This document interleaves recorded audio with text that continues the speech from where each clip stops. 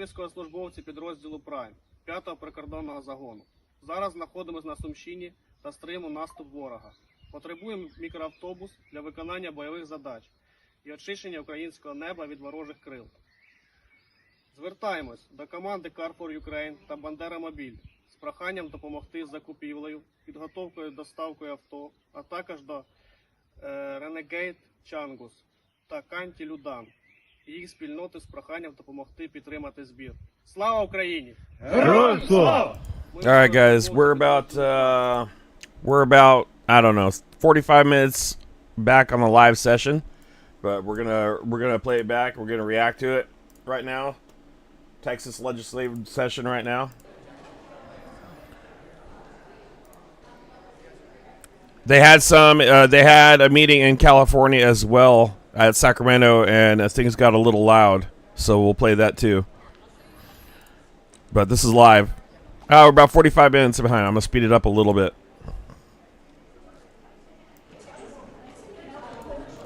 Good morning, hey Titan. I'm gonna say, yeah, that's I made that song. No, I made that song. Hey Adam.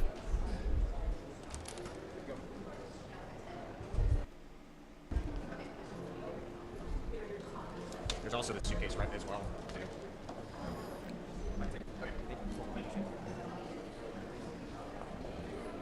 See, we'll fast forward a little bit. I was wondering if there was protesters outside.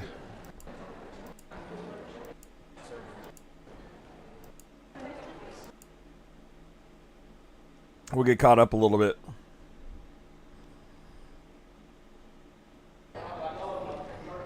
Oh, there are protesters. Okay, there are people still outside protesting.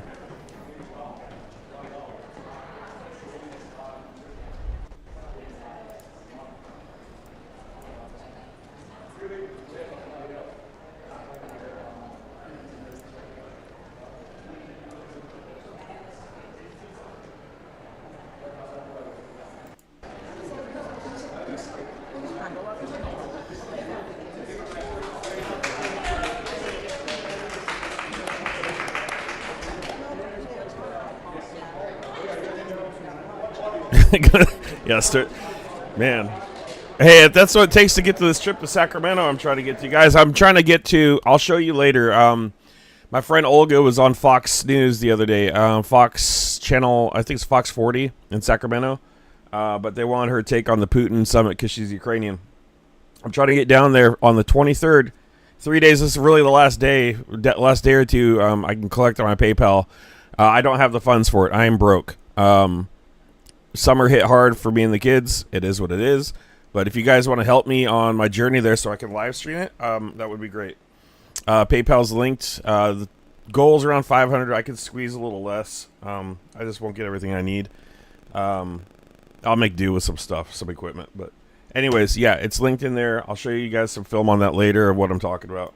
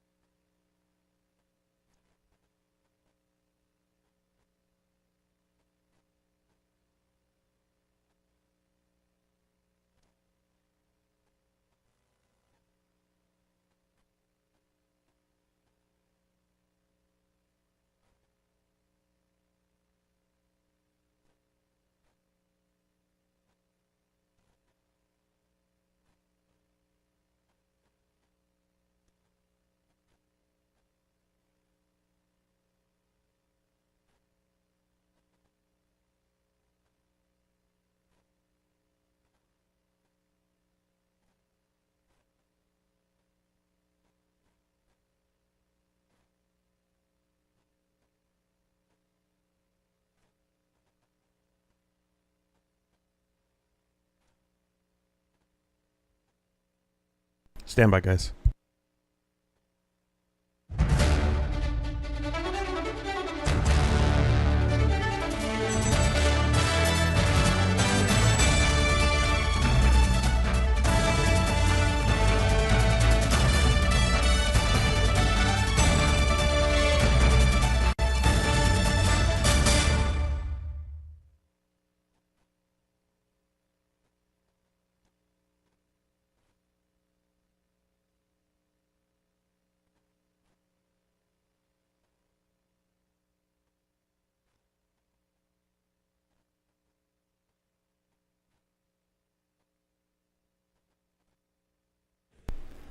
Sorry, that was my boss. He The House will needs come to some order. help. Members, please All right, we're register. back. Here.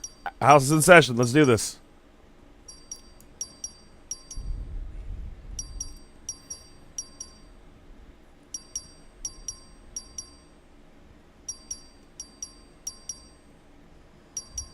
All right, make sure. Yeah, we're Have all sped members up. registered. We're sped up to 1.5 so we can get caught All up members registered. and not spend the entire day on it because I don't have the entire A day. quorum is present. Members, the Hey, order of Mitch. the House remains in force. The doorkeeper will lock the doors. The House and gallery, please rise for the invocation, which will be offered by Furman Carpenter, DPS chaplain. Let us pray. Our most wonderful Father, thank you so much for blessing us and giving us this country, a country where free people can live.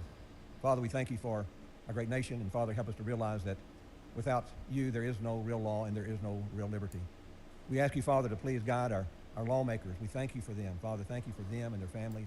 Father, we ask you to help them serve with faithfulness and integrity and humility. Father, help them to meet the challenges head on to those who create evil, Father, to do injustices, Father. Help us to meet them head on, Father. Help them to be your instruments, Father, to draw people together and helping us to be the great state of Texas. Father, we ask you to be with all of these works that they're doing, Father, all the special session opportunities that come along, and help us to use that, Hey, Father, KK. so we would shine as a bright light. The Texas would be a bright light, a beacon, Father, throughout Texas, Thanks throughout for the tuning United in. States, and throughout this great world. Thank you again, Father, for this time and this opportunity. It's in Jesus' name we pray. Amen. KK, I'm going to bring some of your jewelry if I make it to Sacramento. I'm trying to gather funds for the Sacramento trip, but I'll be handing out jewelry. Dima found me on Instagram, too. I'll let him know. But I'm still trying to collect funds for the trip. I am way behind financially, so I can't do it on my own. If you guys want to see, we're going to do a live stream at one of the Ukrainian churches there where they're going to have a song, singing, food, prayer. And then the following day is going to be Ukrainian Independence Day with a car rally. We're going to drive through Sacramento with all the cars decked out. So if you guys want to see that, please help. I know we still got the Car for Ukraine fundraiser going, but if you guys could help me on this journey, I will air it for you guys. If for some reason I don't end up going, I don't collect enough funds for this trip, then I will just put it into the Car for Ukraine fundraiser. I think we're at like $160. I really need like $400 or $500 to go because I need gas, lodging, equipment. I still need some stuff. I had to go shell out another $60 for a new headset because my headset broke, so I'm a little behind. But there's no way I'm going to do this trip without you guys. So if you guys want to see that, we'll talk more about it later too. To leave the chamber. I've issued a limited number of passes to leave the chamber temporarily today. Passes are available from the doorkeeper at the front entrance to the chamber. It must be surrendered to the doorkeeper upon return to the chamber. Mr. For Speaker, what purpose? Mr. Speaker, parliamentary inquiry. State your inquiry. What legislation is on today's calendar? House Bill 4. House Bill 4. So today we are voting on, Mr. Speaker, parliamentary inquiry. State your inquiry. Today we are voting on new congressional maps then, and not flood relief. Has the body voted on flood relief this special session? Ooh, good That is call not a out. proper parliamentary inquiry. Oh, you freaking For what coward. purpose? Parliamentary inquiry. State your inquiry. Why was House Bill 1, the flood relief bill that is the House's answer to the deadly July 4th flooding that killed over 135 people, not the first order of business of this special session for the Texas House? Because Trump didn't want it to be. To notice that is not a proper parliamentary inquiry. Mr. Speaker, To notice for what purpose? parliamentary inquiry. State your inquiry. Did the Speaker of Wow. this body make a commitment to the family of the victims of the flood to put flood relief first, make it a priority this special session? Yes. Ms. Hinojosa, that is not a proper parliamentary Oh inquiry. my God. Mr. Speaker, What a To notice for what freaking. purpose? parliamentary inquiry. State your inquiry. Is it correct that House Bill 1, the flood relief bill, has been voted out of committee and is ready to be debated on the floor of the Texas House? Ms. Hinojosa, that business is not before the House at this time. Wow. Mr. Wow. To notice for what purpose? Speaker, I move to suspend all necessary rules and the usual order of business in order to take up House Bill 1 immediately and put the lives and safety of children and Texans over politics. You are not recognized for that purpose. And that motion would have to be made and filed with the clerk. Mr. Speaker, To notice for what purpose? parliamentary inquiry. State your inquiry. Is there still a call on the House that compels the attendance of legislators and restricts our freedom? There is a call in the House. I just announced that and explained that, Ms. Hinojosa. Yeah, I'm going to play Mr. more Speaker. on So it's what Collier purpose? in a State little your bit. inquiry. Until when is the call on the House? I had it planned out yesterday. I ran out of time and things happened. As I stated to the entire body until House Bill 4 passes.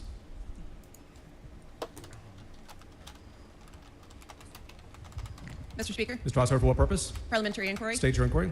Isn't it true that had the members of this House shown up and done their jobs in this first special session, we would have already passed critical flood relief legislation and provided financial relief and support for all of the impacted communities across the whole country, including mine? Ms. Troxler, that is not a proper parliamentary inquiry. Mr. Speaker, Ms. Troxler, for what purpose? parliamentary inquiry. State your inquiry. Isn't it true that because we did not have quorum, because members of this body chose not to show up and do their jobs, the work of Texans has been delayed, not stopped, Oh but my delayed. God. And so that relief to those families is finally going to be done within these next 2 weeks because they have finally shown up to work. That's because you didn't that's prioritize not the a people proper of inquiry. Texas Thank over you. this. Mr. Doorkeeper. That's unreal. Mr. Speaker, I have a message from the Grab some Senate. coffee, guys. We're going to be here for a little bit. Thank you, Mr. Speaker. I'm directed by the Senate to inform the House that the Senate has taken the following action. The Senate has passed the following measures. SB 2, Perry, relating to disaster preparedness, response, and recovery, requiring a license authorizing fees. SB 3, Betancourt, relating to outdoor warning signs and flash flood area prone areas. SB 5, Huffman, relating to making supplemental appropriations for disaster relief and giving direction and adjustment authority regarding those appropriations. SB 6, Perry, relating to regulation of certain products, derived hemp, including consumable hemp, products and hemp-derived cannabinoids contained in those products, requiring occupational licenses and registrations, imposing fees, creating criminal offenses, authorizing an administrative penalty.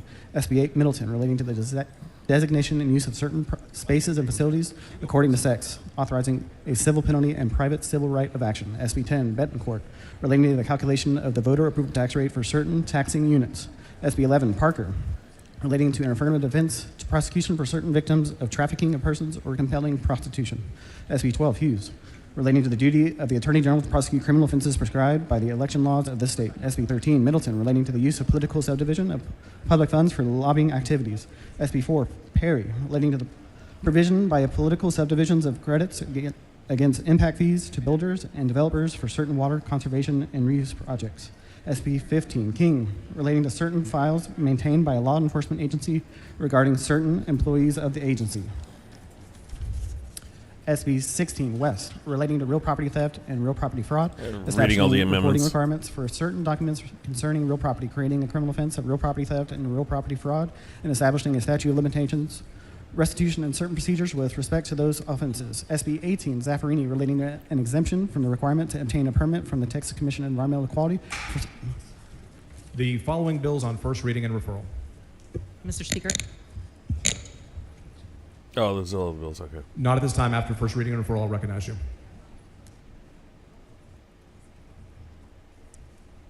This is a learning process for me too, guys. Oh. HB number 19 by Anchia relating to the real property theft and real property fraud, establishing recording requirements for certain documents concerning real property, creating criminal offenses in real property theft and real property fraud, and establishing statute of limitation, restitution, and certain procedures. with Holy respect to cow, those he offenses talks further fast. Criminal jurisprudence. HB number 21 by Thompson relating to the calculation of the penalty and interest incurred on a delinquent ad valorem tax for the Committee on Ways Damn, and this Means. is normal HB speed. number 26 by Oliverson relating to the funding of, contracting with, and We're at a employment cattle of law auction. enforcement agencies in certain counties for the Committee on Intergovernmental Affairs. Dang, I HB bet, number dude, 27 by he Harris must have worked relating at a to the cattle consideration auction. by a groundwater conservation district of module available groundwater when issuing permits for the Committee on Natural Resources. HB number 214 by Orr relating to the designation and use of certain spaces and facilities according to sex, authorizing a civil penalty and private civil right of action for the Committee on State Affairs. HB number 265 by Hull relating to the governmental oversight of youth camps, including Holy youth camp cow. rules and the Youth Camp Advisory Committee for the Committee on Public Health. SB number 2 by Perry relating to the disaster preparedness, response, and recovery, requiring a license, authorizing fees for the Committee on Disaster Preparedness and Flooding Select.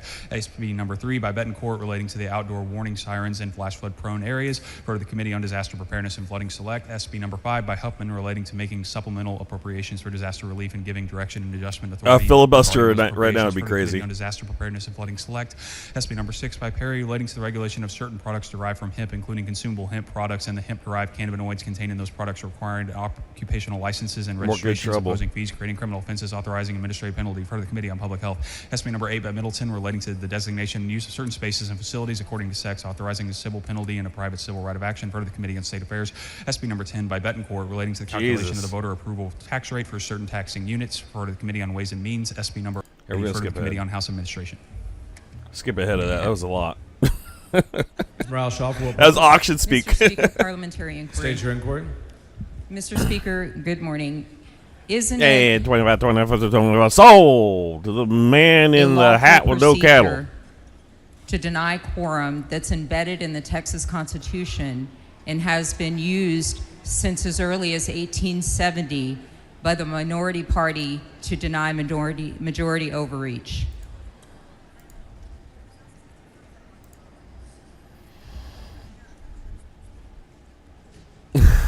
That is a hypothetical inquiry. The chair does not respond to general questions about rules or procedure.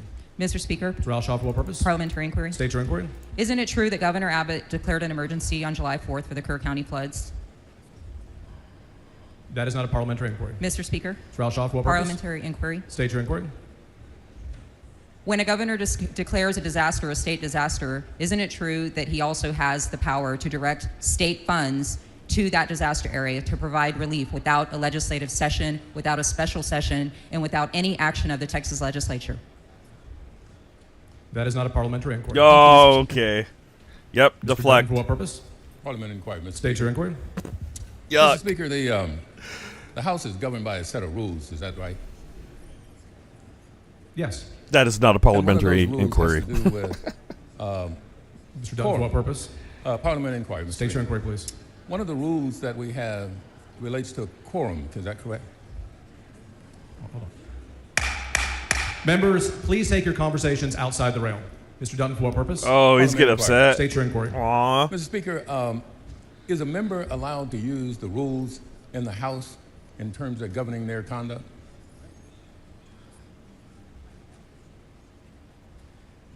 Mr. Dutton, the chair does not respond to either hypothetical inquiries or general questions about the rules of the House.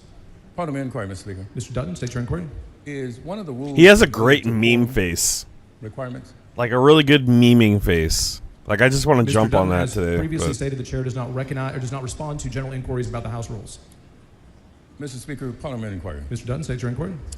Does the Constitution trump our rules? Mr. Dutton, the chair does not respond to general inquiries. Wow. Well, specifically, Mr. Speaker, Parliament inquiry. State your inquiry. Does the Constitution limit the ability of members to be arrested? Again, Mr. Dutton, that is a general inquiry. Well, That does not relate to the business before the House. well, it seems pretty specific to me, Mr. Speaker. Can Parliament inquiry? State your inquiry, Mr. Dutton. Can you explain to me why that's general?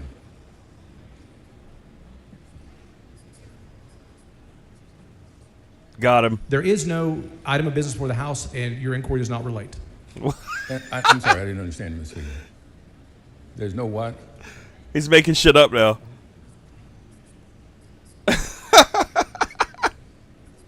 There is no item of business before the House at this time, and your inquiry is not related to any item of business before the House. Parliament inquiry, Mr. Speaker. Mr. Dutton, state your inquiry. Is the only acceptable Parliament inquiry related to a matter that's currently before the House? That is correct. Parliament inquiry, Mr. Speaker. Mr. Dutton, state your inquiry. So any other parliamentary inquiry would be unacceptable. General questions about the rules of the Constitution are not in order. That's not my question, Mr. Speaker. Parliament inquiry. Mr. Dutton, state your inquiry. My question is simply this, is that unless a matter is before the House, there can be no parliamentary inquiry except the ones related to that matter. That is correct. Is that in the rules, Mr. Speaker? Yes. Parliament inquiry, Mr. Speaker. State your inquiry. Can you cite me the rule? Nope. Nope. Let's hear it. It's Rule 4547. It is the explanatory note following Rule 1, Section 9. Parliament inquiry, Mr. Speaker. State your inquiry. I don't have my rule book. Could you read the rule to us? Nope. You're welcome to come down front and we'll get you a copy. And Section 9, is that what you said, Mr. Rule 1, Section 9? Rule 1, Section 9, explanatory note 4. Explanatory note 4. Page 10 of your manual. Parliament inquiry, Mr. Speaker. State your inquiry. The explanatory notes govern the rules in this House? Yes. Thank you, Mr. Speaker. That's bullshit. That's Parliamentary bullshit. inquiry. State your inquiry. If if I attempt to leave this chamber today without signing a permission slip, am I subject to arrest by the government?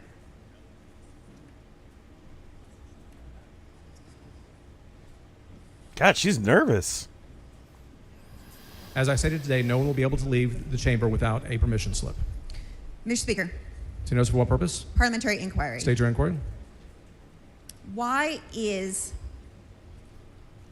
an arrest under the call of the House not prohibited by Article 3, Section 14 of the Texas Constitution that prohibits members from being arrested during the legislative session? So that is a general question that the chair declines to answer. Wow. Mr. Speaker. Oh, yeah. It's You know, going. for what purpose? You're going to get their asses sued. If I attempt to leave this floor today with this call of the House on me, why am I not protected from arrest by Article 3, Section 14 of the Texas Constitution that prohibits the arrest of members during the legislative session? That is a hypothetical and general question, as previously Oh stated. my the chair God, declines dude, to this answer. guy's- Mr. Speaker, Ms. Ganosa, for what purpose? can I walk out right now of this House without being arrested, or am I protected by Article 3 of Section 14 of the Texas Constitution? Let's hear it, buddy. There are separate provisions under the Constitution that provide for maintaining and compelling a quorum. They are separate. Ms. Hinojosa, as previously stated under the call of the House, there are permission slips that you are welcome to take. That's a general statement. Specifics only, please, sir.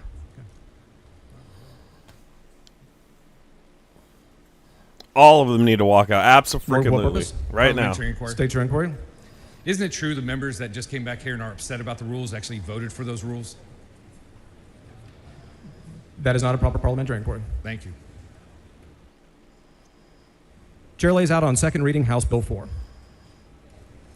HB number 4 by Hunter, relating to the composition of the districts for the... Back up, members. Mr. Guerin for a motion. Thank you, Mr. Speaker and members. Mr. Speaker, I move that the House grant permission for all committees and subcommittees to meet while the House is in session through and including Monday, August 25th, pursuant to Hit the their like, guys. posting. Share it out. I move passage. Members, you've heard the motion. Is there any objection? There is objection. There is a record vote requested. Clerk, please ring the bell. Show Mr. Guerin voting aye, Mr. Hunter voting aye, Mr. Harris voting aye. Show Mr. McQueenie voting aye. Show Yeah. Mr. King voting aye.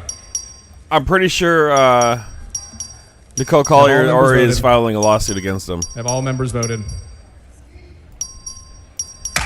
There being 92 ayes and 44 nays, the motion prevails. Chair lays out on second reading House Bill 4. HB number 4 by Hunter, relating to the composition of the districts for the election of members of the United States House of Representatives from the state of Texas. Chair recognizes Mr. Hunter to Yeah, explain there's the bill. already a lawsuit going. She already filed a lawsuit Thank you, Mr. Speaker. for Members, illegal confinement. I believe, according to the rules, I will have 20 minutes. I'm going to give a short opening because many of you have not been involved, and I want you to know exactly what's happening. We are here today to take up the congressional plan.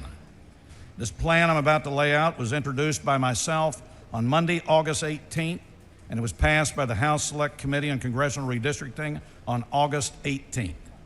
Due to the governor's proclamation, the House studied the current Texas congressional districts. This plan originated in the first called special session before the chamber lacked a quorum. Due to the available time, which we all need to remember, we're in 30-day special sessions. In the first called session, and I want all of you to know this, members, in the first called session, we held 3 public hearings. We were not required to hold those hearings. So 3 hearings were held for the public, no requirement for those hearings. All sessions, anyone was invited to register and testify. Arrangements were made for anyone to submit written comments. One session we allowed remote witness presentations. One session was held on Saturday, and one session was held after normal working hours. All members of the committee were offered the opportunity to state their views, question. Other interested of the members of the House were allowed to attend and participate. After the public hearings during the first called special, the committee held a 12-plus hour hearing to allow further testimony once the plan was introduced. All sessions were live streamed and recorded, and Red Apple was open for use. As well, at these hearings, we heard testimony from a number of members and witnesses, including Congress. At the outset, it's important to note that redistricting can be done at any point in time. Let me repeat that, members. Redistricting can be done at any point in time. What the hell's red And apple? I want everybody to know this. You want transparency? Here's the U.S. Supreme Court legal transparency. The underlying goal of this plan is straightforward: improve Republican political performance. Now, when drawing congressional districts, we have to look at them a little different when it comes to population requirements. We have to draw districts with population as nearly equal as possible to the ideal district size. This is different than when you do state legislative districts. The ideal size for a congressional district is about 766,987. The plan before you meets the population requirements for one person, one vote under the U.S. Constitution. If somebody proposes an amendment, they will need to meet the same requirements. We are allowed to draw congressional districts on the basis of political performance as recognized by the U.S. Supreme Court in Rucho versus Common Cause. Bastards. These districts were drawn primarily using political performance. Racial performance. Also, the Fifth Circuit in Petaway versus Galveston indicates that the law has changed. The court held that Section 2 does not require us to draw coalition districts. So giving partisan political performance as an acceptable reason and clarification from these courts, we have redrawn the congressional map with that emphasis. Another important law is the Voting Rights Act. Although race cannot be the predominant factor in drawing maps, Section 2 of the Act prohibits enactment of any plan that restricts minority citizens from having an opportunity to elect their preferred candidate of choice if certain circumstances exist. This plan includes political considerations, public testimony, recognition of population growth, and recent changes in voter trends. Now let's talk about this map. 37 of the 38 congressional districts have changed to some degree. The primary changes are focused on only 5 districts for partisan purposes. It's important to note, please note, members, 4 of the 5 new districts are majority minority Hispanic, what we call CVAP districts. And that's a citizen voting age population. Each of these newly drawn districts now trend Republican in political performance. While there's no guarantee of an electorate success, Republicans will now have an opportunity to potentially win these districts.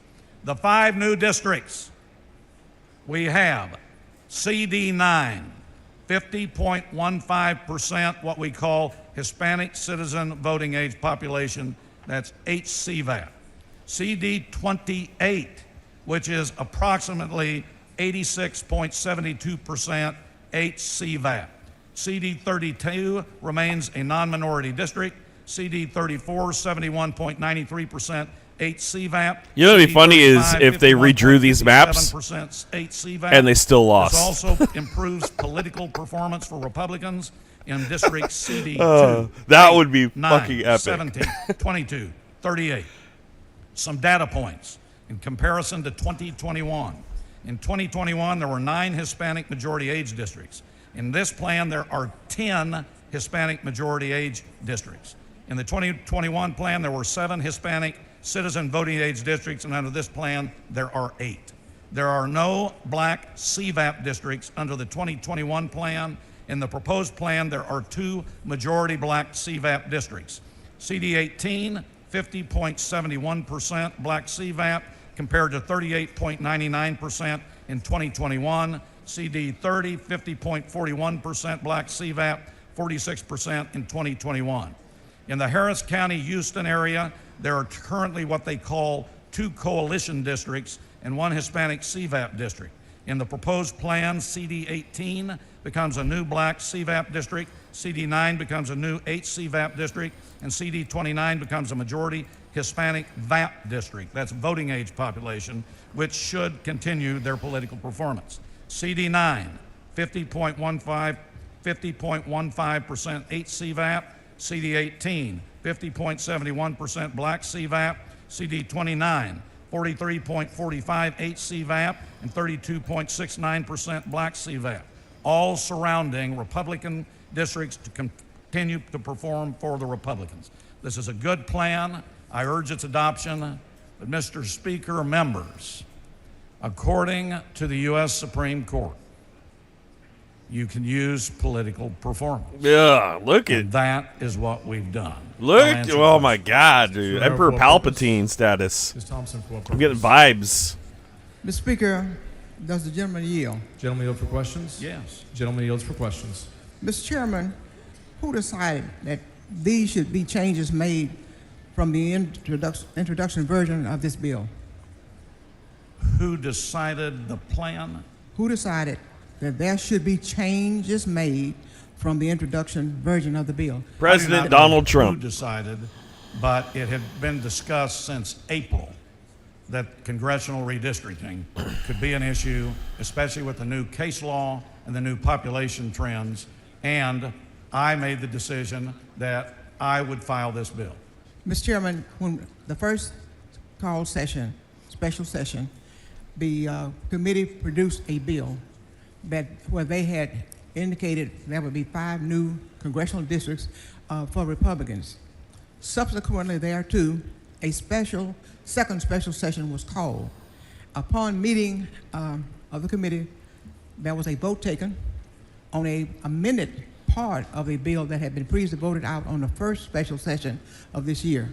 Who made a decision to amend the bill from the first call special session? Me and the lawyers. Pardon me?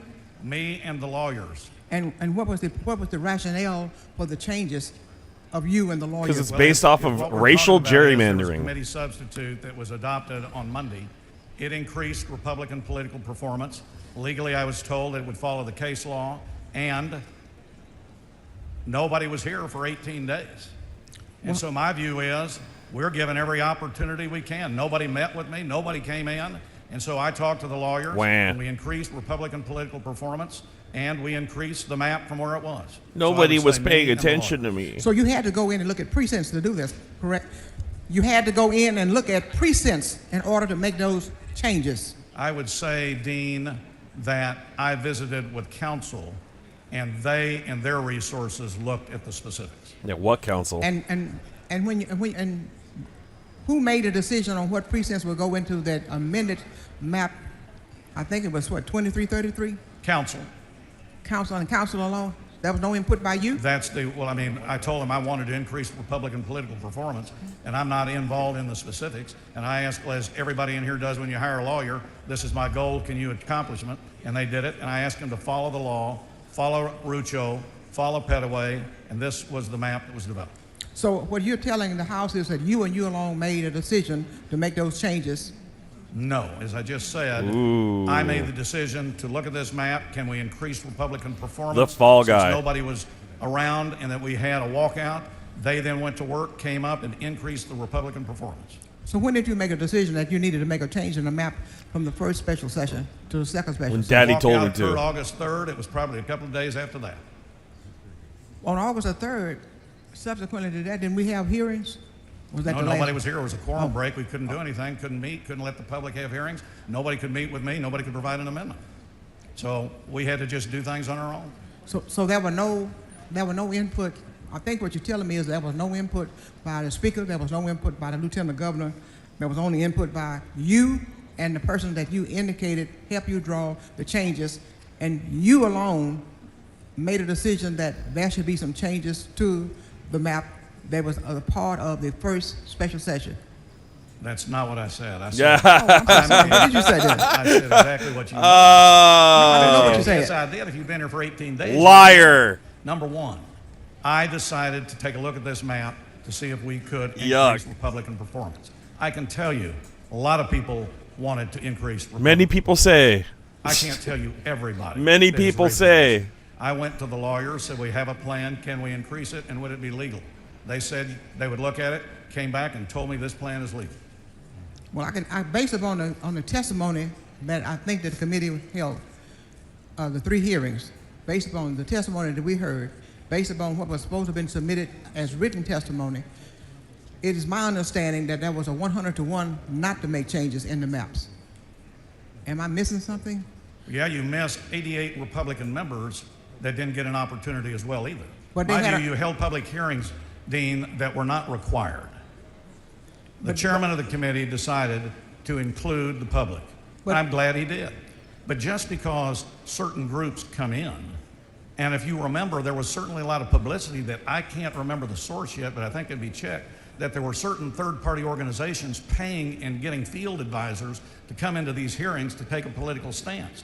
So if they're going to use the political under Rucho, so can we. Oh my God! The 88 members, paid actors, who are now. members of this body, denied the right to come and testify before that committee. No, but they've been here the whole time, and they have been wanting to move this. I'm just glad I'm able to get this particular plan, because it may get reviewed again. Were their constituents denied the right to come and participate in the hearings? What's that? I couldn't Were hear. their constituents denied the right to participate in those hearings? That I don't know, because I just presented the bill. I don't know. Were their constituents denied the right to submit their opinion or testimony to the committee? I don't think so, but again, I was just presenting the bill. That was not my function. But you made a statement that they were not a part of it. I didn't say they were not important. In fact, in the hearing, as Oh you my recall, God, he misheard I her. made a big He statement didn't that even I thought fucking they hear were her, right? important, and even though there was opposition, I was glad they came, and some of the information in this map came. Yeah, from it is. This is so messy. I disagree with you 100%. I'm glad we did the hearings. I'm glad we got the input, and I'm glad that a lot of people submitted it in writing. So absolutely it was taken in. Just because somebody agrees or disagrees with me doesn't mean that I'm not going to listen. And in fact, I offered at the hearing for members to come visit with me and members to come talk with me. And if they needed to bring somebody in, that they could. I did hear from some Republicans. Well, to agree and disagree is a part of our democratic process. Absolutely. Okay, and they did have an opportunity if had they wanted to come. Yes, I do agree that they have. Mr. Chairman, let me draw your attention to Congressional District Number 9. I noticed in the Congressional District Number 9, in your amendment 2333, you discuss in committee that your map draws this to be a Hispanic majority district. Is that correct? Are you talking about the bill that is right here today? I'm talking about that amendment that was voted out of committee. Well, we didn't do an amendment. We did a committee substitute. Well, a substitute. Okay. Yeah. Yes. And I think the number was 2333. I think that's the map number is Plan C 2333. Yeah, that's the one we own. That's what I'm talking about. And you indicated today that you all reconfigured that to be a Hispanic majority district, correct? We said that Hispanic CVAP under the committee substitute would be 50.15%. And you have said in your brief that the Latino population in Texas support Republicans. I said that in your brief. In my brief. Then you say that. I've heard you say that the Latino. I heard it too. Support Republicans. Well, not me, but I certainly welcome all of them being a South Texan. Shut the fuck up. Political performance and trend is going that direction to support. Yeah, Latinos for Trump. Well, I don't know what you mean. I don't think I said somebody. I think you preferred. did. I think there is a Sir. political performance that's showing preference to certain Republicans in different regions of the state based on everybody. Latinos for And Trump. you're talking about the racial polarization analysis.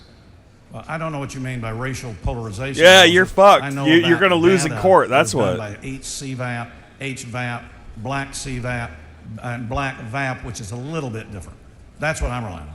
Well, this is analysis that is normally utilized when they're drawing to see what is the performance of different race. They're looking at dilution and inclusions and things of this nature, and they show that in CD9, the person that you pull in have more of a tendency to vote Democratic than Republican. And pulling in that percentage of Latinos and Congressional District 9 and new configurated District 9 will show that if they are a part of that congressional district, that their voting power may be diluted. Are you aware of that? I'm not real clear on that. Are you? I don't think there's a dilution. Political performance is what this is. CD9, the Hispanic CVAP, is 50.15%. It's a new Hispanic CVAP. The Liberty County is now in CD9. There does show in this CD Republican partisan performance. Previously, though, CD9 was not a majority of a single group. So now they are. Gentleman's time's expired. Mr. Speaker. Time for what purpose? I move that the time be extended. Members, you heard the motion. Is there objection? Chair is not to. Objection. There is objection. Members Of this will course. require a record vote. Clerk, ring the bell. Show Of Mr. Hunt fucking voting aye. course. Mr. Vasu voting aye. Mr. Tinderholt voting aye. Mr. Alcott voting aye. Show the Speaker voting aye. Lopez voting aye. Toth voting aye. Swanson voting aye.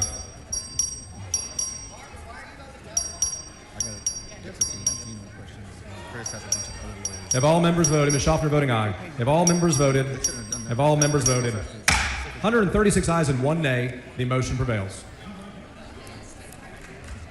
If he was smart, he would deny the Chairman. comment on the Latino ma'am. question. May I, I know some of my other colleagues have questions to ask you, but I want to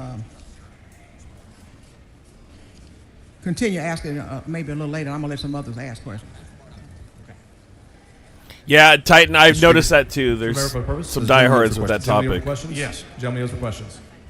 Chairman Hunter, I'm a little troubled. I've never heard anyone say in this body, and you've certainly been here longer than I have, but for you to say that you're not required to have hearings, I understand that may be a fact, but I don't understand that to be Texan.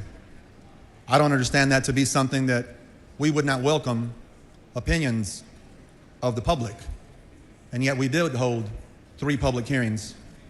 So with all due respect, Mr. Chairman, when you say that this was just you and the lawyers, what would you tell any Texan? Because I believe every person that testified under oath. Is that correct?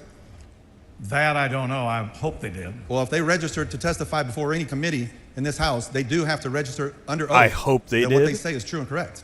Is that correct? I follow the House rules like you, but you're asking me a personal question. I don't run the committee. I'm sure Mr. Vasut did everything accurately, but you're asking me beyond my role. And that's where I'm troubled, Mr. Chairman, is that that someone would come down, affirm that everything that they're going to say is true and correct, and then to hear now you say that they're not required, didn't have to happen, and that you did this with you and your lawyers and you gave them instructions, means to the public, they really don't have any reason to come to this great building that we serve in with so much history because they won't be heard. But I I'm 100% disagree, and I get the right to respond. Number one, I 100% disagree with you. You already said Number that, two, buddy. and you're not going to like this, but for 18 days, things could have happened. You all chose to walk out. To me, you damaged the process. You kept people away. You kept work from being done. Don't use that as an excuse to belabor this bill. 2, legally, and I'm talking They legally. give people a chance to express We their didn't voice. have to do hearings. I just said Chairman Vasut asked for hearings. I supported him on those hearings. I sat in a hearing in addition for 12 plus hours. I am glad we did hearings. And I also encouraged all members and anybody that they wanted to come visit with me. And sir, for 18 days, certain members did not.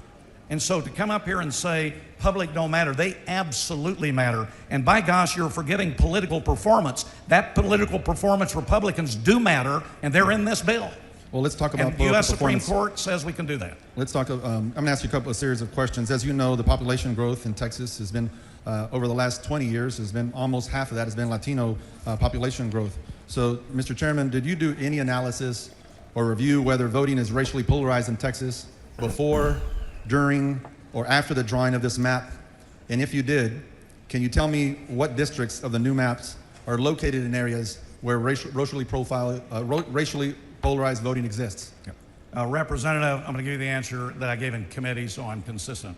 Talk to the lawyers. One, I work with counsel. Talk to the Just lawyers. like your opposition groups are working with counsel. I'm not saying shit. Talk to the lawyers. Let me finish. So counsel told me that To they shut had up. checked everything legally, did everything analytically, and absolutely assured me this bill is proper form and legal. So if the polarization that you're asking about, I'm certain that they did all that analysis, but I relied on them. I don't have the specific knowledge. So you're certain. That makes me feel comfortable that you might have directed them to include racially polarized voting. So what analysis of Latino voter preferences did you conduct before drafting any of the districts in this plan? So what I just said is I asked council Oh to my look God. at increasing political performance and to follow all rules, regulations, laws to make sure that what was proposed was legal and proper. What they did specifically, I don't know. So do you agree that racially polarized voting exists in Texas? Yes. From a legal standpoint, I think that's a debatable in the courtroom, and I'm not able to tell you that now. Is race different in certain areas of the state and how people treat each other? Absolutely. But in this particular one, Representative, I would do everything I can to have lawyers draft it so it is proper and that Talk it to the does lawyers. do what is legal. So Hi, Jess. That's somewhat vague, so I'm going to just dive a little deeper. You gave direction for the reasons that you gave, but I'm asking specifically, in giving those directions, and you said following the law, do you believe that they considered racially polarized voting? Do I have personal knowledge? The answer is no. Do I believe that they checked every box, checked every law? The answer is yes. I have huge respect for the lawyers. Yeah, he's Mr. got some Chairman, badass does the lawyers. Federal I bet. Voting Rights Act require the creation of any Latino majority congressional districts in Texas? I do know that when you talk about coalition districts, which That's is not my question, Mr. Chairman. Yes, With all it due is. respect, Yes, it is. Disrespect, you're not letting me answer. I don't agree with your question. You said a mandate on Hispanic. That does impact coalition districts. It does impact the issue of majority. And the Fifth Circuit in Petaway says you're wrong. Now, number two, is there a specific requirement? 4 out of the 5 brand new congressional are Hispanic. 4 of the 5 are Hispanic majority. Mr. Chairman, does the voting... Then why are you doing it? I'd have to ask counsel. So the answer to the next question, does the Federal Voting Rights Act require the creation of any black majority congressional district in Texas? And I believe your answer is you don't know. No, I would do what you and 90% of the people on this floor that have lawyers that have created the lawyer annuity plan in redistricting. You all go to your lawyers to get them to give you a response. I go to my lawyer to get a response. So if there's a legal question, I would go to them and they would give me the information. And I do believe that when I talk to my lawyers, I give them direction, clear direction. I don't say follow all the laws, especially given when we're talking about the population growth, the growth of our state and where it's come from. Mr. But Chairman, I disagree now, sir. That wasn't a question. No, you're not supposed to make statements. You make a statement, I get to respond. You just said you don't tell them to follow all the laws. I absolutely do. I tell them to follow all the laws. Mr. Chairman, are you aware of any additional DOJ communications to the state of Texas through the governor's office, AG's office, or otherwise regarding unlawfulness of the current congressional map? We're covering a little bit of in Texas right now, live. We're a few minutes behind. We're getting caught up. I've had no communication with the Department of Justice. I have no communication with the governor's office about that. I've had no communication with anybody about that except general members in the committee process. Mr. Chairman, are you aware if the We're DOJ going to is tune into proceedings Sacramento or as action well a since the little. initial DOJ letter to Governor Abbott? I have no specific knowledge on that. Mr. Chairman, do you believe that in the Dallas-Fort Worth region where I'm from, that there should have been a Latino majority district created? And do you realize that there is no Latino majority district in Tarrant County? Well, there is in the North Texas area, but if you're trying to split it up, for example, Houston, are you talking about under the new 5? Thank you, Mr. If you're talking about under the new 5, it's Houston, Valley South, Dallas area is a brand new district, Coast South, San Antonio. So those were the areas that the new 5 are, if that's what you meant to ask. Thank you, Mr. Chairman. All right, so time has expired. While this is happening, I want to tune you in what happened yesterday in Sacramento as well. We got a little shouting going on. I have allowed plenty of time for you to answer. I have allowed you plenty of time to ask your questions. It took me a I have long allowed you plenty of time to ask your questions. As the presenter Assembly had Member stated, Berman, it's you may up to me. close. Madam Out Chair, of respect please. for my Republican Madam colleagues, Chair, I had there a are long so many close more prepared, questions. but I'm going to forego that. We do need and to know. just ask for an aye Madam vote. Chair, we Mr. asked Berman, you. would you be willing to answer my questions that I have prepared? I am. It's getting spicy in Sacramento. following the direction of the chair on how the committee hearing will proceed. Fireworks at a committee hearing in Sacramento as state Democrats advanced legislation that would put new congressional maps on the ballot in a November special election. Good evening. I'm Amade. And I'm Dan Ashley. Thanks for joining us. These maps are designed to boot out 5 of California's 9 U.S. House representatives. Yeah, Governor Newsom says it's a direct response to a Texas gerrymandering proposal to draw 5 Democrats out of their seats. ABC 7 News political reporter Monica Madden is following the story for us at the California Capitol. Monica, we're already seeing a lawsuit challenging this whole process. I've been there. That's right, Dan and Amma. Earlier this morning, Republicans filed a complaint with the California Supreme Court asking the court to step in to slow this entire process down. They're accusing the Democratic... So, guys, if that looks familiar right there, that's where we hold the Ukrainian rally on the 24th of every month. This time, it's going to be a little different. I'm trying to get down there. I have my PayPal pinned in the description. I don't have the funds to do it on my own this time. So if you guys want to see, I'm not going to the Capitol building. We're going to go to a Ukrainian church, which I've never been to, which I think would be cool. They're going to have live music. They're going to have prayer sessions there the day before Independence Day on the 23rd. And then on Independence Day, the Sunflower Society is going to be doing a car rally. So we're going to be driving through Sacramento and going to another church where there's a birthday party for a friend, Natalia, who has a relative fighting in the Third Azov. So I really want to get down there. PayPal's in the description. I'm trying to get around $500 for lodging. That should give me the equipment, gas, lodging, food that I need to get down there and cover it for 2 days. I'd be going by myself, so I have time for a lot of journalism. So this would be to support the channel directly. We're still doing the Car for Ukraine fundraiser, so if for some reason I don't get the funds, I can't go, something happens, I'm going to put whatever's put into my PayPal into the fundraiser. But I really want to go do this. I really want to share this, guys, with you also. And I'll show you a little clip of Olga as well. She was on Fox News 40 the other day. Leadership here in the California Capitol of violating the state's constitution on multiple fronts. And those are concerns we heard in hours of fiery public testimony earlier today. Mr. Tongipa, you are out of order. When they are overwhelmingly... Mr. Tongipa, you are out of order. Confrontation at the California Capitol Tuesday. Hey, I'm trying to get some control here.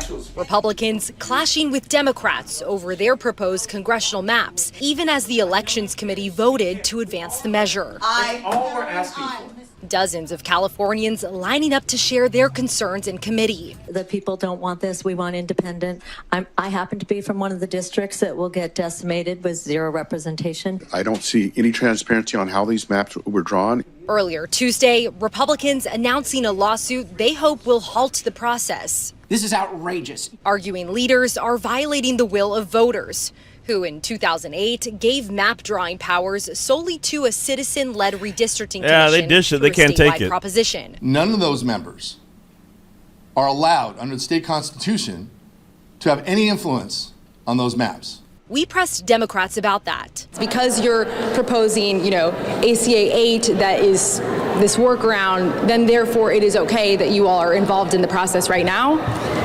That is what we're submitting to the voters. Anytime you change the state constitution, the change you are making is currently not in the constitution. Were state lawmakers involved in drawing the maps? Any state lawmakers at all? Not to my knowledge.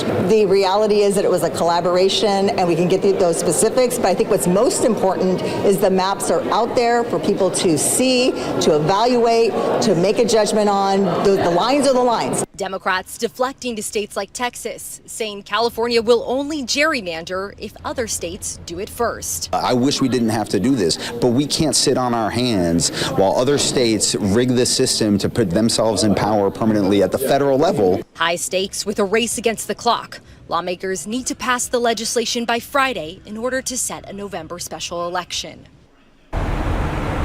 It's worth noting California Congressman Kevin Kiley today publicly asked Speaker Mike that Johnson to support his bill that would ban redistricting mid-decade nationwide. And here at the Capitol, both Democrats and Republicans said that they do support Kiley's proposition, even though they note his political possible motivations, as he's one of the Republicans at risk of losing his seat. Still, all of them are hoping that if Congress moves forward with that, it could cause a gerrymandering ceasefire nationwide. Dan and Amma.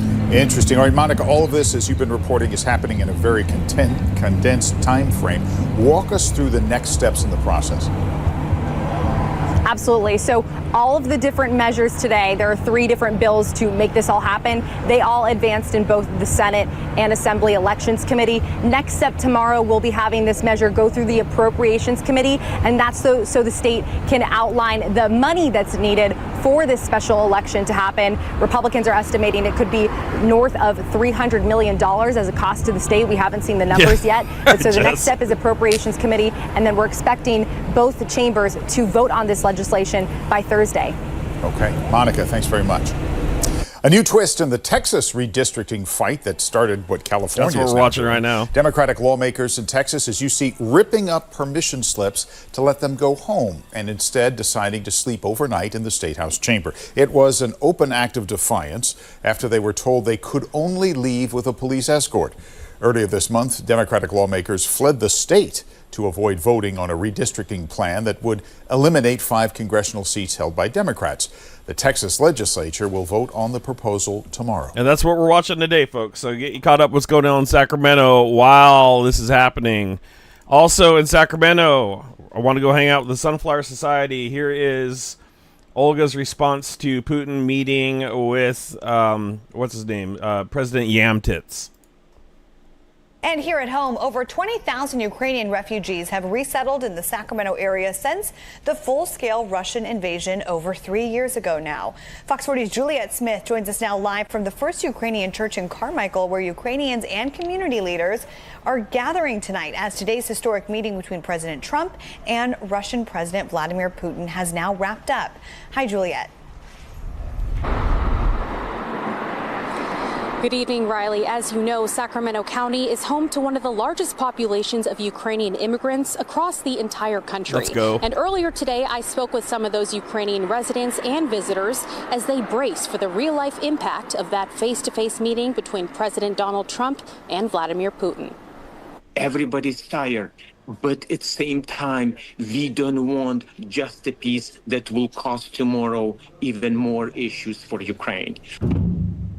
It's been over 1,000 days since Russia's full-scale invasion of Ukraine. Nobody really believed that something like that can happen in our days, in 21st century. As Ukrainian Americans in Sacramento watch the Trump-Putin summit from afar, Yuck. They're focused on the impact it'll have on family and friends. My classmates are losing limbs on this war. Pastor of my church was killed. 15-year-old Alex Ashikman is a living example of this price. At just 12 years old, he lost his leg to a Russian missile strike that hit his backyard in Mariupol. The doctor cut my leg because they can't save it. So right now it's good because I have prosthetic. So I'm back to life. He and his doctor, Yakov Gradiner of Protez Foundation, a nonprofit that provides prosthetics to Ukrainian amputees, are traveling to Sacramento to speak with the community. Dr. Gradiner says they've already helped over 700 patients. One of the greatest things are to see when civilians or military soldiers are fitted with prosthetics, they go back, they get married, they have kids. Those we spoke with say they're hopeful while remaining in touch with reality. It's great that there is desire from President Trump to talk and make peace. However, definitely we are concerned as Ukrainian in what expense that will happen because we already paid so much. I want United States, which I have chosen as a second home for myself. I want to see its strengths today, and I want to see weakness of aggressor state, also known as Russian Federation. I think my best case scenario today that Russia finally can understand their place. Now, if you'd like to learn more about the Sunflower Society or the Protez Foundation, you could head to fox40.com for more information. And with that, that is the latest. Or you can join Chungus. Sacramento County. Or you could join Chungus and go hang out with Olga on the 23rd and the 24th. But I need help. So once again, PayPal's in the description. Trying to get to my goal so I have enough funds to make it there. Let's go back to Texas. Mr. Turner, for what purpose? Move to extend time. An extension of time at this point requires unanimous consent. Is there any objection to the extension of time? There is an objection. There Mr. Speaker. Be no extension. Yes, sir, Mr. Turner, but for what purpose? Mr. Turner, for what purpose? In light of the fact that House Bill 4 is, if passed, is going to affect the federal representation of more than 30 million Texans for the rest of this decade, would the body reconsider any objections to one more extension of time, please? Mr. Turner, there was an objection, therefore the time cannot be extended. May I make another motion so members may reconsider their objection? Yes, sir, you might. Mr. Speaker. They're not going Members, to. is there any objection to the extension of time at this point? Of course there is. There are objections, so it will not be extended, Mr. Turner. Mr. Speaker, parliamentary inquiry. Mr. Turner, state your inquiry. Give me a count. Could my motion be put to a record vote, please? Yep, there you go. He wants a count. And the record vote is not necessary. It only takes one objection, and there's more than one objection expressed to the speaker at this point. Yeah, but we need historical evidence of who's voting. So, if a record vote has been requested by one or more members, is it not the custom of the House to grant a record vote? yes, it is. Members, Mr. Turner has requested a record vote. Vote yes if you're in favor of extending the time. Vote no if you're not. The clerk will ring the bell. Show Mr. Hunter voting no. It's not going to pass. They're not going to give Show me any Mr. more Massoud time. voting no. Have all members voted? Have all members voted? There being 52 ayes and 82 nays, the motion for record vote fails. The time is not extended. Of course. Mr. Hunter, please come to the front.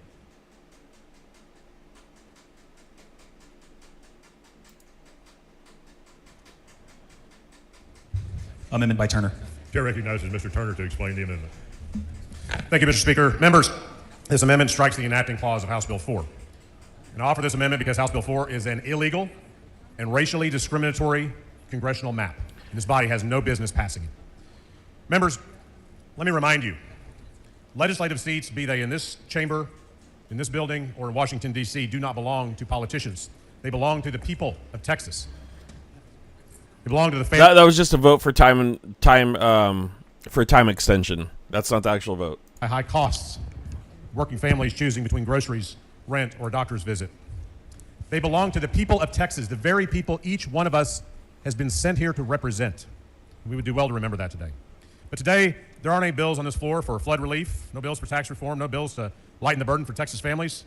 There's only one item on this calendar, the very first item of this special session, the item that we have a call on the House for, a radical, racially discriminatory, mid-decade redistricting plan that surgically removes and strips away minority representation in the U.S. Congress. Facts. Texans and Americans now all across the country are watching, and they know this map before us is a calculated maneuver to diminish the voices of the very communities that power Texas, that has given Texas its phenomenal growth. Communities of color make up 95% of our growth in the last decade. The census data bears that out. And it's thanks to them, thanks to those Texans, that we gained 2 seats in the Congress in this decade. Yet those same communities are being punished with maps that dilute their voting power. I'm going to grab some more coffee, guys. Today, I'll be right back. Under the current map, which is already flawed as it is, 4 districts, African-American voters have the ability to send a candidate of their choice to the U.S. House. In this map, only 2. Only 8 districts out of the 38 in this map are majority Latino, despite Latinos representing more than 40% of the Texas population. Discrimination against voters of color, sadly, is not new. Texas has a long and painful record when it comes to redistricting. Every decade since the Voting Rights Act of 1965, courts have found that Texas discriminated against voters of color. There's currently a federal lawsuit underway in El Paso with a decision pending, challenging the state's maps from 4 years ago. What is new is that instead of letting the courts do their job, we are being forced to race ahead with this mid-decade redraw. This is unprecedented and it is wrong. Members, it breaks my heart to see how this illegal and rigged mid-decade redistricting scheme is dividing our state and our country. Honestly, if you move out here, when you do, hit me up and we'll go to the rallies together. It'll be great. And their billionaire backers shouldn't dictate what we do in this chamber, in this house. We were sent here to work for the people of Texas, not them.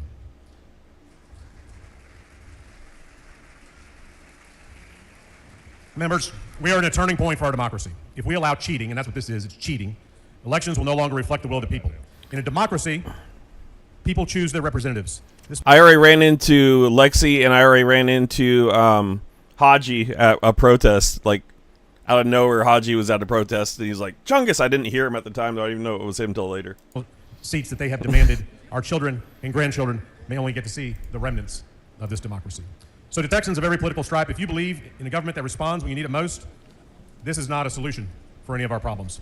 Members, it is not too late. I urge you to vote yes on this amendment, reject this attempt to rig our elections, and send a clear signal that our democracy is not for sale. End this racially discriminatory redistricting right now by voting yes on this amendment, and let's move on to the real business of the people of Texas. Mr. Wiley, for what purpose? Would Mr. Turner yield for a few questions? Mr. Turner, would you yield for Mr. Wiley questions? Yes, I will. He will. Go ahead, Mr. Wiley. Representative Turner, in essence, you're amendment strikes the enacting clause? That's correct. Okay. Kill the bill. It kills the bill. And I want to get to that point. I want to get to a certain region of the state so that we can focus our attention in that, and why you're trying to kill the bill with this amendment here. One of the reasons is, let me rephrase that. Are you aware of the total amount of Hispanic population in Harris County is about 4.7, 4.8 million people? I didn't know the exact number, but I know it's considerable. I know, for example, Harris County has a greater number of Hispanic residents than really all of the Rio Grande Valley, which is striking. And that's correct. So there are over 2 million Spanish surnamed people that live in Harris County. You're aware of that, is that correct? Yes. Okay. Are you familiar with Congressional District 29? A little bit, yes. Okay. You and I both worked in Congress, is that correct? We did at one time, yes. We both, not at the same, maybe not at the same time, but we both worked for members of Congress before we got elected. And so we're both familiar with congressional work, correct? Yes, we are. Okay. Congressional 29, after the 1990 census, was created.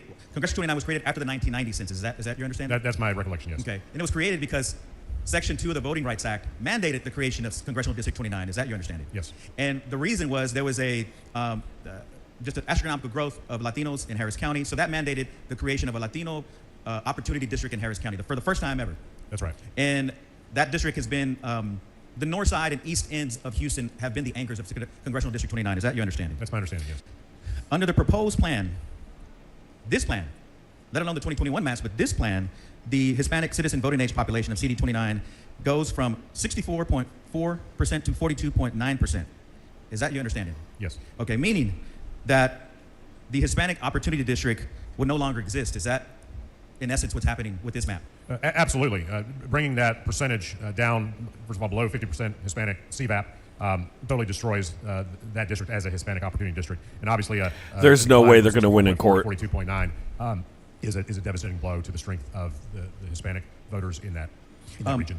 And you're aware that the proposed plan pushes much of the former CD 29. The Republicans are going to lose in court for sure. There's no way this is going to. Yes, that is my understanding. And much more perverse, bringing the Hispanic citizen voting age population in CD 9, the new one, to 50, lowers it drastically, lowers that district to 50.5%. Is that your understanding?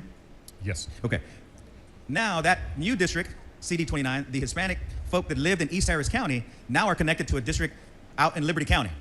Is that fair to say? Yes, and on that point, Representative Wally, the introduced bill was bad enough. The introduced bill in the first session, the introduced bill in this second call session. The map you just described, we saw that for the first time on Monday, less than 48 hours ago, in the form of a committee substitute that moved CD9 out into Liberty County. So that was a change even under the previous map, not the 2021 map, but under the previous map, CD9 stopped at the Harris County line into East Harris County. But now this new version sticks those Latino folk in East Harris County and puts them out, miles away that have no relationship, Liberty County, to folks in East End. The gentleman's time has expired. Okay, thank you. Mr. Speaker. Ms. Gonzalez, for what purpose? I was going to ask the gentleman to yield. Are you asking for an extension of time? Ms. Gonzalez, are you asking for an extension of time? There's been a request for an extension of time. Is there any objection? Of course. There is objection. So record vote. The clerk will ring the bell. Vote aye if you're in favor. Vote no if you're not. This is the first one. This is the first extension. This does not require unanimous consent. All right, we're going to skip past this part. It's an important distinction on the penalty case. The gentleman's time has expired. Mr. Speaker? Mr. Manuel, for what purpose? Never mind. Sorry, can I ask for an extension? You can, Mr. Manuel. An extension requires unanimous consent, a record vote. They're going to vote. Requested on all motions today. Obviously, that's not going to go through. Vote aye if you're in favor of the... It's called a standard of... Chair recognizes Mr. Hunter to speak in opposition to the amendment. Mr. Speaker, members, everybody knows this is a standard amendment that basically kills the bill. It's called an enacting clause. So if you haven't been through this, this is just basically an amendment that kills the bill. And so I know you're going to be shocked, but I'm not going to be in favor of this particular amendment. Ha ha ha ha! Funny. Ha. Mr. Hunter, would you yield? Absolutely. He will. Thank you. Mr. Chairman, there's been some discussion, in fact, on this amendment relative to the Petaway case and coalition districts. I want to ask you, you've already mentioned the Petaway case in your layout, and that was the August 1st, 2024 case that the Fifth Circuit ruled, Petaway versus Galveston County, where it said that coalition claims do not comport with Section 2 of the Voting Rights Act of 1965. Is that correct? That's correct. And in short, so that we've heard a lot of discussion about opportunity districts and so forth, but coalition districts are the subject of the Petaway case, and coalition districts are generally defined, is it your understanding, of districts that don't have one particular minority group that make up a majority of the district, but one or more of those minority groups are combined together or aggregated to reach a majority. Is that a fair definition? Correct. Okay. And you touched on it before in your layout, and I know we were short on time, but under the current district, under the current congressional maps that we're under right now, not HB4, but what we're currently under, there are coalition districts that were created as such in 21 because of the law as it existed in Texas under the Fifth Circuit at that time. Is that a fair statement? That is correct, in 2020. And then, in fact, that law that was in place when these districts were created under 21 was the Compost versus City of Baytown. We're going to skip that part. VAP district, correct? Majority Hispanic VAP districts in 20. The gentleman's time has expired. Mr. Speaker. Mr. Turner, for what purpose? Move to extend the gentleman's time. Yes. There's a motion to extend time. A record vote has been requested. We're gonna pass that. The clerk will ring the Comments about me being a senior member and involved here a long time. Yes. The gentleman's time has expired. Sorry, Ms. Rose. Mr. Speaker, Ms. Rose, what purpose? I'm going to have the gentleman's time extended. This is the second extension of time. A record vote has been requested. The clerk will ring the bell. So Mr. Hunter voting no. Mr. Alders voting no. We're past that. That's what the problem is with this map. And really, this political participation is simply a mask over what the real intent and the real effect of this bill is, which is to change it based on the amendment. Vote an amendment. All right, let's go here. A special election to fill that seat. So actually, those voters in CD 18 don't have a voice. The gentleman's time has expired.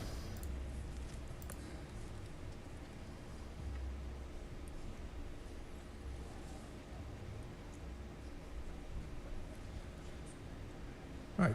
Mr. Turner sends up an amendment. Mr. Hunter moves to table. The question is on the motion to table. If you're in favor of the amendment, vote no on the motion to table. If you're opposed to the amendment, vote yes on the motion to table. A record vote has been requested. The clerk will ring the bell. So Mr. Hunter voting aye. Mr. Wu voting no. Mr. Vasut voting aye. Have all members voted? Have all members voted? Ms. Bowers voting no. Have all members voted? 87 ayes, 50 nays. The motion to table prevails.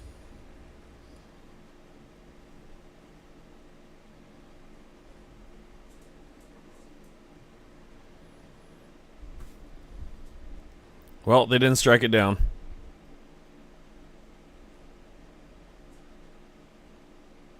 I think we can get cut up to real time now. Are you aware? Because I think anybody can. All right, we're caught up to real time now. They tried to strike it down, they didn't. Be used. But let's not use it in a negative. I respect you, and I hope you respect me. But we may disagree. But all these factors are looked at. The problem is we've had new court cases that provide new elements to the redrawing and redistricting. Yeah, he's talking about 2019. And that's what we're following. Representative Hunter, I do respect you tremendously, and I respect this body. But what I don't respect is an obvious racist move on what we're trying, what you're attempting to do. But we disagree 100%. When you lose 2 African American leaning seats, then that tells you there is a race issue going on. And Rucho gave the exact same argument about eliminating fun of the U.S. Supreme Court. Rucho, Bucho, Hucho. Right. I want a shirt that says that. Demean the process. You know, I'm listening to your comments. You lost your appetite. I haven't shot at you. But is race a factor? Yes. But I'm not going to use it in a negative in our discussion. My final question, sir. It doesn't matter. It can't be used. Are you aware of any concerns raised by community groups or individuals regarding the potential impact of the new map on minority representation in these districts? Have you heard from the public at all in those districts? Have I heard from everybody in all the districts, your question? No. Any community groups, anybody? Yes, I've heard from folks. Time has expired. Thank you, Representative Hunter, for answering my questions. Make fun of them more. Yes, we need more Gavin Newsom trolling in Texas. Mr. Martinez-Fisher to close. Thank you, Mr. Speaker and members. Look, this is a passionate issue, but it's not an issue to get upset about. I just want to level set here, because when we talk about minority voting rights, we are talking about Section 2 of the Voting Rights Act. When we're talking about Section 2 of the Voting Rights Act, we are talking about Jingles, which is a 1986 U.S. Supreme Court opinion. But all the conversation today is about Petaway, which is a more recent circuit opinion that has not been scrutinized by the U.S. Supreme Court. So what we are doing, in effect, is we are following a theory based on law that is not settled, and we're throwing out well-established jurisprudence that's been applied since 1986. That's all this does. And I take the chairman, if he says that he told his lawyers that we're going to follow Section 2 of the Voting Rights Act, great. But I've heard a million times on this floor, nobody We need more of that. And if someone is going to take a position on something, I'm going to take it myself. I'm not going to say what he said. And that's all this amendment does. It's simple. It just says that we are going to follow Section 2 of the Voting Rights Act. That's it. There are no tricks. There are no hidden words. That's all it does. It shouldn't be controversial. If that's the instruction Hunter has given his legal team, then I'm shocked that that's not the instruction he's given you to take this vote. He should be saying, members, don't worry about this. You can vote for that. We've already told the lawyers to follow Section 2, so this is a nothing burger. This is acceptable to the author. This is not More of that. Not in controversy. So I don't know what the issue is, but if we do believe the Supreme Court establishes the law of the land, if we do believe that Section 2 of the Voting Rights Act is current law as validated by the Supreme Court, then we should not have any issue accepting the proposition that this map is done in concert with Section 2 of the Voting Rights Act. So I hope you vote against the motion to table, and if there's not a record vote, I'd like to have one. Mr. Speaker. For what purpose? Will the representative yield for questions? Gentleman yield for questions. Representative yields. Gentleman yields for questions. Thank you, Representative. Hey, and I appreciate you bringing up the Jingles case, and as it relates to your amendment. Here we go. And you're familiar, obviously you're familiar because you've cited to it several times and said that you haven't heard anything Let's talked fucking about the go. Jingles case. And you recognize it's the 1986 case where that analyzes vote dilution claims, and you understand that there's a three-part test that you go through. Are you familiar with that? Yes, sir. All right. It's too much. And have you read? We've talked about the Petaway case. Have you had an opportunity to read the Oh Petaway yeah. case? Oh yeah. Not in its entirety, There we no, go. but Okay. I've read the opinion Yeah. in the relevant parts of it. Hell yeah, brother. And you understand that a Fifth Circuit Hell ruling yeah. is binding on the absent some ruling otherwise by the U.S. Supreme Court is binding on the state of Texas. I think it's partially binding. I guess what you're saying, if the Petaway opinion says that you cannot force a state to create a coalition district, there's nothing in the opinion that says that the state, couldn't adopt one, right? So, so it's in conflict. So, to the extent that there's a portion of that that is being applied in this map, I don't see the other part of it is just because you can't force a state to do it, that there's no reason why that they could do it if they wanted to. When you're in your partial reading of the Petaway decision, do you recall page 7 of the opinion where it stated that the court addressed coalition districts and addressed that to the very first prong and said it doesn't meet the first test, we're no longer going to consider that, then therefore we're not even going to get to prong number 2 or prong number 3 because the Jingles case is not applicable. Did you read that part of the opinion? Representative, if you are referring to an opinion where you have a page in line and you want me to give my thoughts on that page in line, would you have the courtesy to present me with the page in line so I could read it myself? Okay, thank you. Thank you.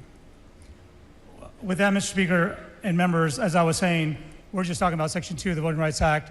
We're talking about something that's well established by the United States Supreme Court. This is not a gotcha. This is a pretty easy vote. Since 1970, the state of Texas has had a very difficult time passing a redistricting map that wasn't found to be illegal by the DOJ or by a court. We don't have a track record of success. We will show up in court and these questions will come up, taking a record vote that you were not willing to state with a vote that you would follow Section 2 of the Voting Rights Act, I think is a litigation flag. And so in light of that risk, I would ask for you to vote against the motion to table so that we can adopt this amendment. I urge you to vote no. Mr. Martinez-Fisher sends up an amendment. Mr. Hunter has moved to table. The question is on the motion to table. Clerk, ring the bell. Show Mr. Hunter voting aye, Mr. Martinez-Fisher voting no. Mr. Basu voting aye. Have all members voted? Have all members voted? Oh, dude, MAGA's got some memes out there too, apparently. 87 ayes and 51 nays. Look at the MAGA memes. For what purpose? I'd like to ask to have What am I looking at, bro? Or the exchange between Chairman Hunter and Representative Hawkins. All right, that one's pretty good. In the journal, please. Members, you've heard the motion. Is there any objection? That one's pretty good. That one's pretty good. Fuck. Dude, the memes are killing me. I live for this. It's just, I'm dead. So funny. Man. Some of these Gavin Newsom memes, they're great. I saw a decked out car. Where's the car? There was a truck. Members, this is a friendly reminder. We are considering amendments now. Debate must be It makes you to the stabby. subject of the current amendment. Please hold your questions about the bill Hey, Jerry. until Mr. Hunter comes back to close on the bill. The following amendment, clerk will read the amendment. Amendment by Martinez-Fisher. Chair recognizes Mr. Martinez-Fisher. Thank you, Mr. Speaker. Members, again, not a trick here. This is pretty simple. We're in mid-August. If this legislation were to pass and get signed into law, we'll be in the courtroom. In November, folks will start filing for office. Elected officials need to know what districts they're going to run in. Voters need to know who they're going to vote for. Secretary of State and local election officials have to do all of the behind the scenes to make sure the paperwork is in order. This is pretty simple. Should this get tied up in the courts, which is highly likely, all this amendment says is it will run in the current districts that we have today, which are the current districts that were adopted in 2021, which are the current districts that are currently being disputed in a federal court in El Paso. These are the current districts that Senate leaders and witnesses in federal court said were perfectly fine and race blind and had nothing to do with violations Race blind of isn't even a Voting Rights thing. Acts or any gerrymandering or coalition building. These were perfectly good maps. So all this says is, should we find ourselves in court, instead of pausing an election, When you do. instead of moving the goalposts on our constituents, we'll just run in the districts that we have right now that are currently elected, have currently elected the current Texas delegation, which was good enough for the 2024 election. They might as well be good enough for the 2026 election, should this map run into legal controversy. And with that, I hope that the amendment is acceptable to the author. Mr. Dutton, for what purpose? Parliamentary inquiry, Mr. Speaker. State your Oh no. Oh no. Does Oh no. quorum What are we doing? do away with the requirement for What are we doing? No, it does not. So the rule. Oh, poor Melania. So the speaker can put out a call on the House. Poor Melania. Irrespective of whether a quorum is. It's been a while. It's been a while.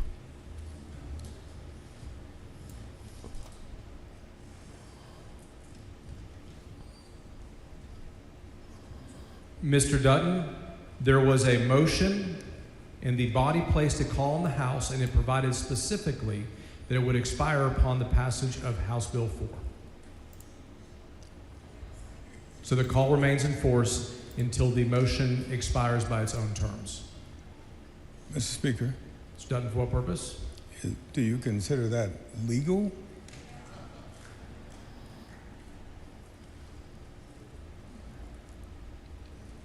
Mr. Dutton, the rules provide that a call in the House is appropriate to maintain a quorum. Mr. Speaker. Mr. Dutton, for what purpose? Parliamentary inquiry. State your inquiry. Well, by your statement, that means that if a quorum is maintained, the call is void. Obtaining and maintain are two different things. Obtained and maintained is two different things. I'm not sure that's a word difference, Mr. Speaker, but parliamentary inquiry. Mr. Dutton, for what purpose? What's the difference between maintained and obtained?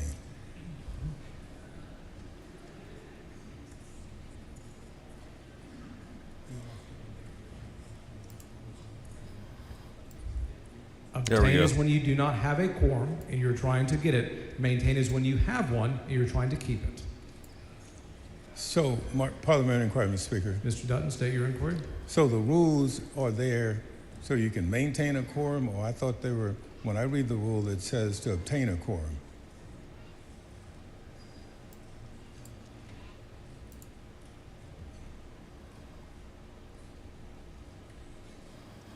Oh my God.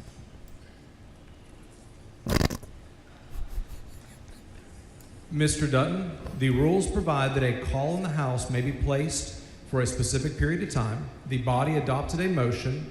It was adopted, and it expires upon its own terms. All right. Thank you, Mr. Speaker. Mr. Jones, for what purpose? Parliamentary inquiry. State your inquiry.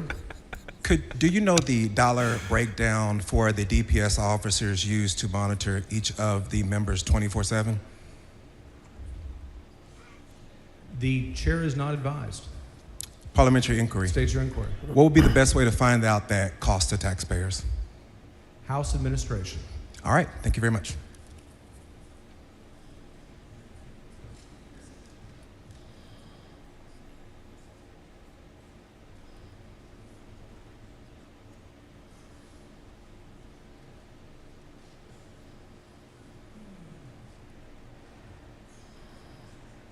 Mr. Hunter in opposition.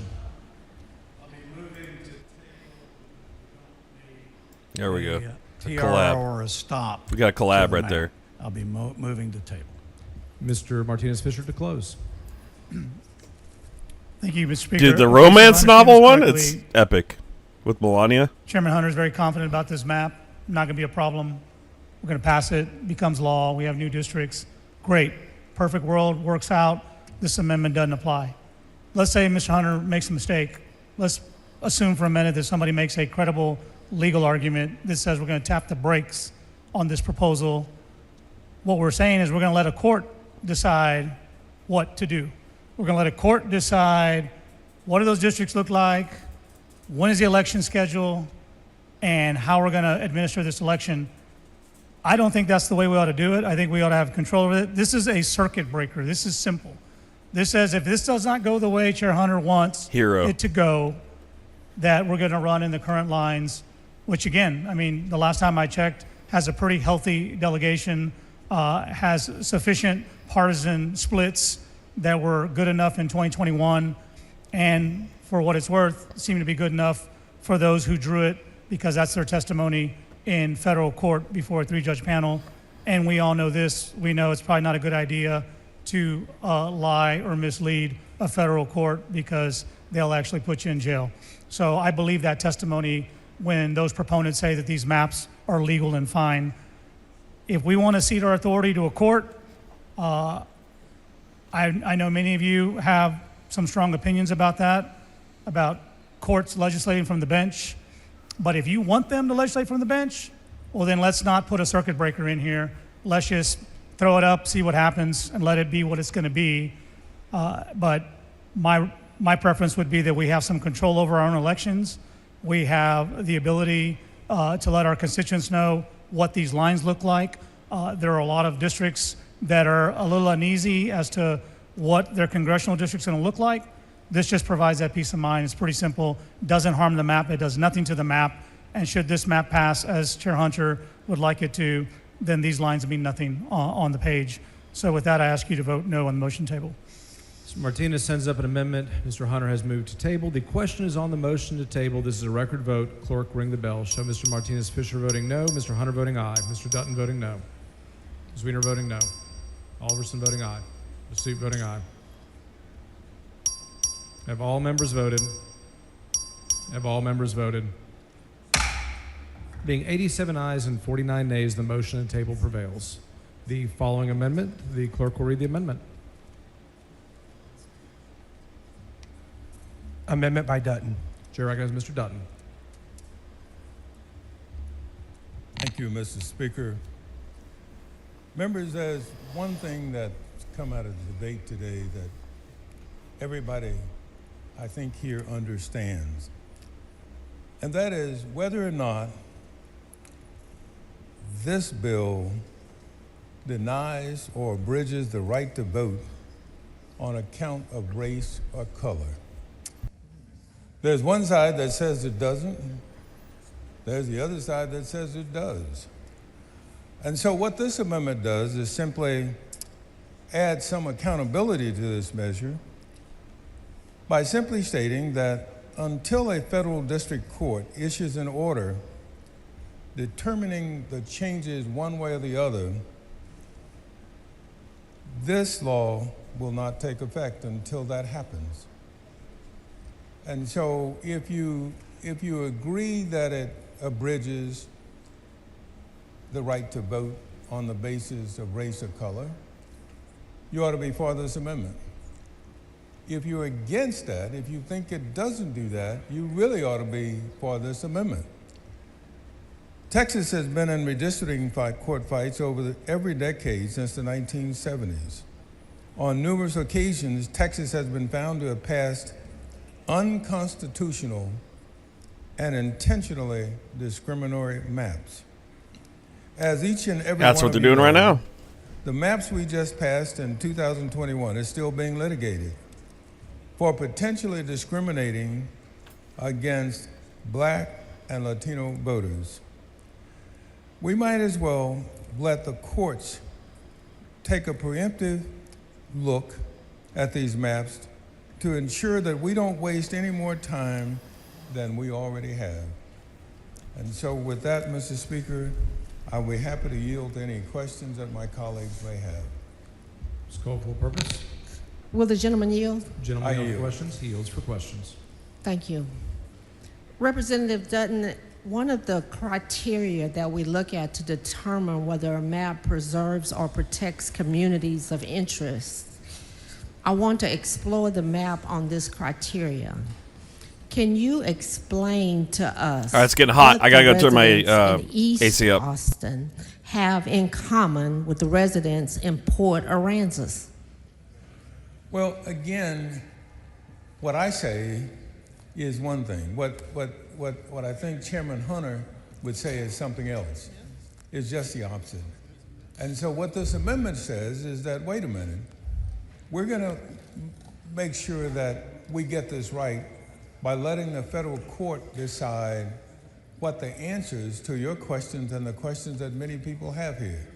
That is the only way I can consider that we would not waste a whole lot of time in terms of getting whatever maps that this body wants to pass completed and done with. And it ought not to be a process that ends and begins here, but it ought to be looked at by the federal courts.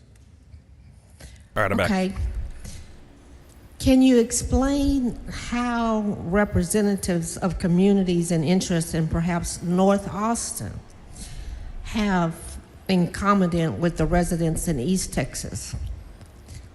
Well, again, my argument would be one side, and I think Chairman Hunter's would be another. And so we're not going to resolve that in here, except that typically the majority, 76 votes, means that this thing can pass. And I suspect that's going to happen today. But I do not think that's the last stage in this process. Nope. And so what It's I'm gonna be suggesting by this amendment the is federal that court might actually take this we one up. make sure that we have got it right by ensuring that the accountability provided The Supreme by a Court's federal probably gonna court grab this. overlook is in place when we pass this map. And so that's what this amendment does. It says that we're going to put the federal courts in this. We're going to actively put the federal courts in it because we can passively do that already. Because I'm sure somebody will go and pass or at least file an objection to it. But this body ought to recognize that there is a difference of opinion in terms of answering your question and the questions of many people here about whether or not the rights of black and Titan, it Latino needs to be. voters It literally, are like, bridged by this map. And we we're should have not gonna learned this decide in that here. kindergarten. This map may get voted out, but that's not a decision about whether this map is or isn't. And I think we ought to put the federal courts in it to make sure that we get it right. Well, we know that Austin is the capital of Texas and it is a booming city. East Texas has a dearth of hospital access. Are you aware about that, that is the case in Austin? That it's not the case in Austin? Yes. Also, East Texas has different economic drivers than Austin. Does it not? I believe that's the case, yes. Austin is often ranked as one of the top cities in the countries and is sought after by many corporations as it's known throughout the world. That is not the case in East Texas, is that correct? Well, that's one opinion, and that's what I'm saying is, irrespective of whether my opinion says that I believe East Austin and East Texas have anything in common at all, or whether or not the other side says that they have everything in common, that makes no difference to me. What makes a difference is having the federal court's oversight look at this and make the determination as to whether or not we are actively, not passively, but actively engaging in the abridging of the rights of black and Latino voters. Yeah, I don't know how many people knew about gerrymandering before this. One last question. To be honest, the average person. I believe that Austin and East Texas are not communities of interest. So don't you believe that East Texas should have appropriate representation in D.C.? I believe that about all districts. I believe that about all areas of Texas. I believe that the real question for us here is whether or not we can make that happen. And if one side feels that we have and the other side feels that we haven't, there is going to be an independent determination made, and that's going to be made by federal courts. And what this amendment does is simply says that we're going to put the federal courts in this at the start of this bill as opposed to after the bill is passed, but we're going to say today that this map, whether it may be this or it may be that, we're going to let the federal courts in it so that when the federal court makes the decision, then that's when this bill can take effect. The federal courts can, correct me if I'm wrong, they can put a hold on the bill if they're going to review it, correct? They can put a stay? So throughout the debate, the author has made it a point to overemphasize how not racist and how this bill does not impact communities of color. But I just want to ask, particularly for the Dallas-Fort Worth region, are you aware that in North Texas, the population of Dallas and Tarrant counties together have increased by over 500,000 residents over the last decade? Yes, they can. And it was all, not just some, Hispanic, Black, Asian, and other minority groups? Yes. And also, are you aware that the Anglo population in Dallas and Tarrant County has dropped by over 90,000 people, or about 60,000 in Dallas County and about 30,000 in Tarrant County? Yes, I am. And that's the point I'm making, is that if you look through it through the eyes from which you're looking, you'll come up with one conclusion about what's going on and what needs to be done. What I believe the other side is doing is looking through another lens. They can suspend it indefinitely? Holy cow, That's okay. Under the law. Well, I think the only way we know what's okay under the law is to have the law take a look at it, and that's the federal court's job, and that's why I'm having this amendment, to make sure that the federal courts are in this bill so that this bill does not take effect until the federal courts have made a decision. In fact, one of the cases, the Purcell case, which says that it stands for the proposition that if you get a change in election law to the courts too late, it's too late. it means that if you get it there too late to effectively do the changes by the federal court will basically ignore it. And so what this does is says that we're going to put the federal courts in it so that the federal courts will decide the issues that have been raised here, whether or not they are in fact one way or the other. Well, thank you so much for that, Representative Dutton. Gentleman's time has expired. Mr. Speaker, Ms. Bowers, for what purpose? I'd like to ask the gentleman's time be extended. Members, this is a motion for the first extension of time on the amendment layout. Is there objection? Chair here. Of course there is. Okay, there's a record vote has been requested on the motion to extend time. All those in favor vote aye. All those opposed vote nay. Clerk will ring the bell. Show Mr. Hunter voting aye. Show Mr. Dutton voting aye. Show Mr. Basoot voting aye. Show Mr. King voting aye. Have all members voted? Have all members voted? There being 118 ayes and 15 nays, the motion prevails. Ms. Bowers, for what purpose? Thank you, Mr. Speaker. Will the gentleman yield for question? Just one question. I yield, Mr. Speaker. The gentleman yields for questions. Thank you, Mr. Speaker. So, Mr. Dutton, when it goes into communities of interest, just a quick question. What interest does the Dallas-Fort Worth Metroplex share with the Panhandle, if any?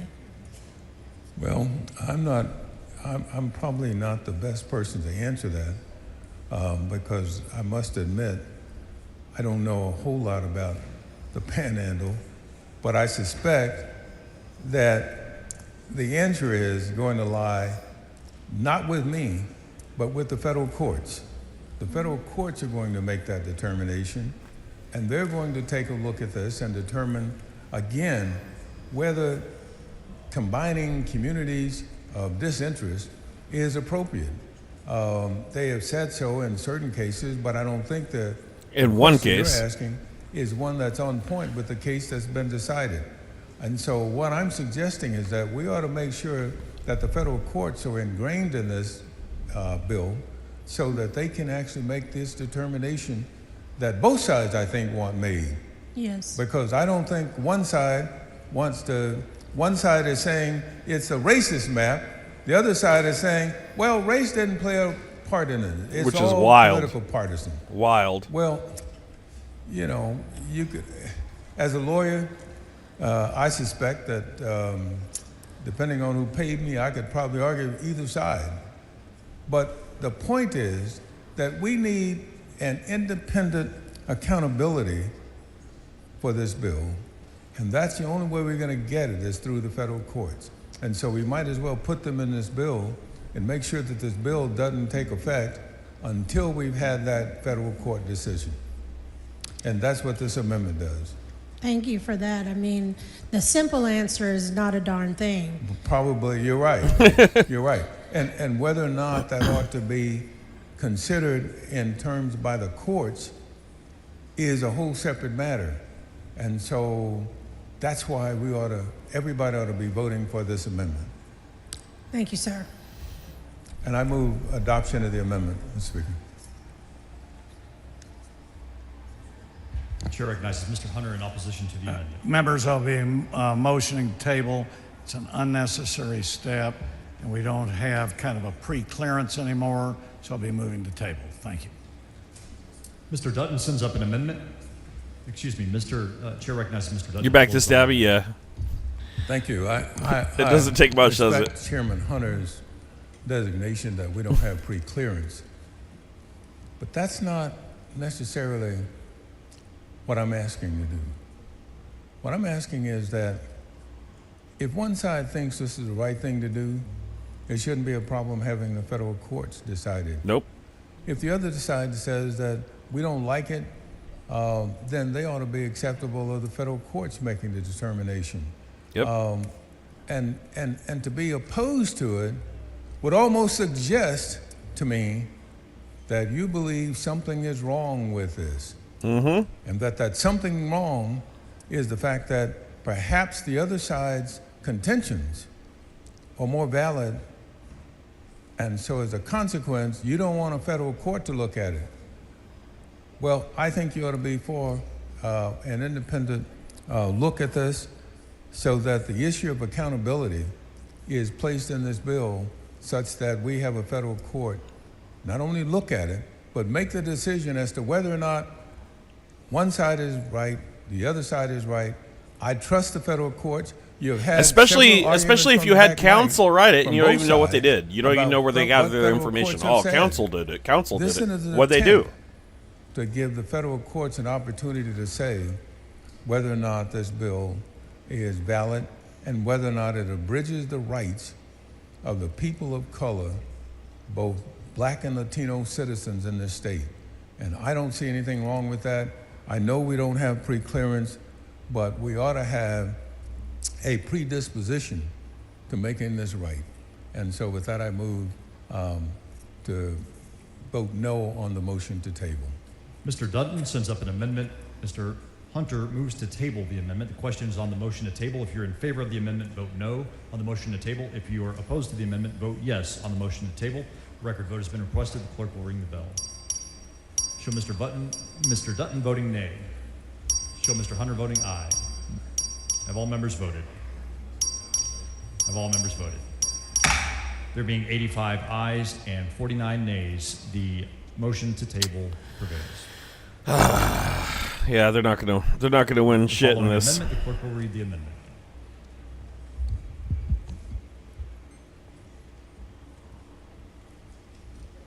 Amendment by Howard. Chair recognizes Ms. Howard.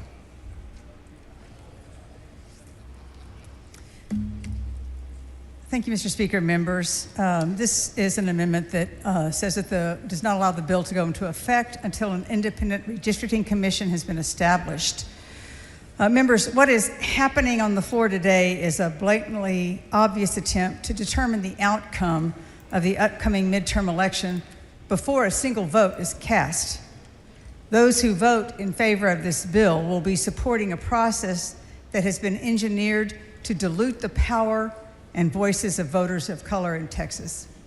With the push of a button, you are taking the decision away from the voters of Texas.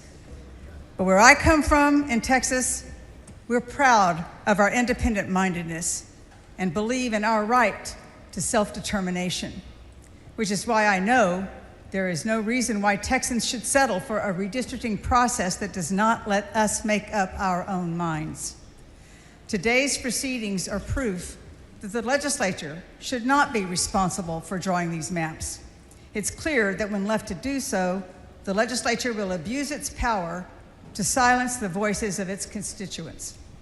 House Bill 4... leading up to this, also, Nicole Collier. We'll cover a little bit of her. I got a lot of clips of Nicole Collier and the protesters that were outside, her being detained inside of Congress in Texas. Well, inside the Texas Law House. Let me get some clips of that. Because we know where this is going. By now we know where this is going. You are locked there. They have locked you in there and saying they're not letting you leave until you basically sign a permission slip. Can you tell us what's going on? What's happening right now? Well, the explanation that you provided is very accurate.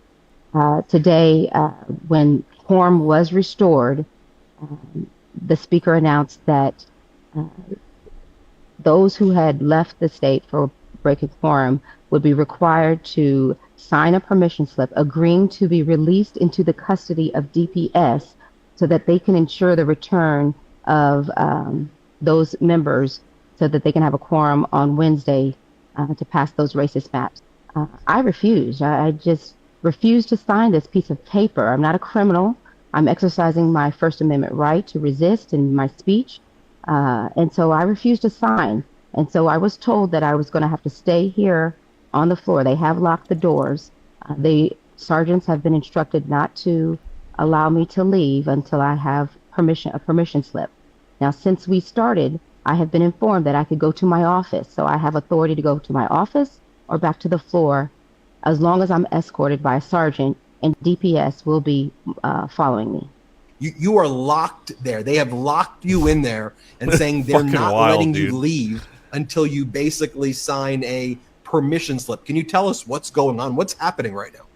Well, the explanation that you provided is very accurate. Today, when quorum was restored, the speaker announced that. So another couple.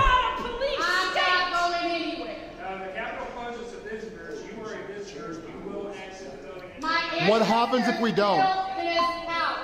I'm not going anywhere.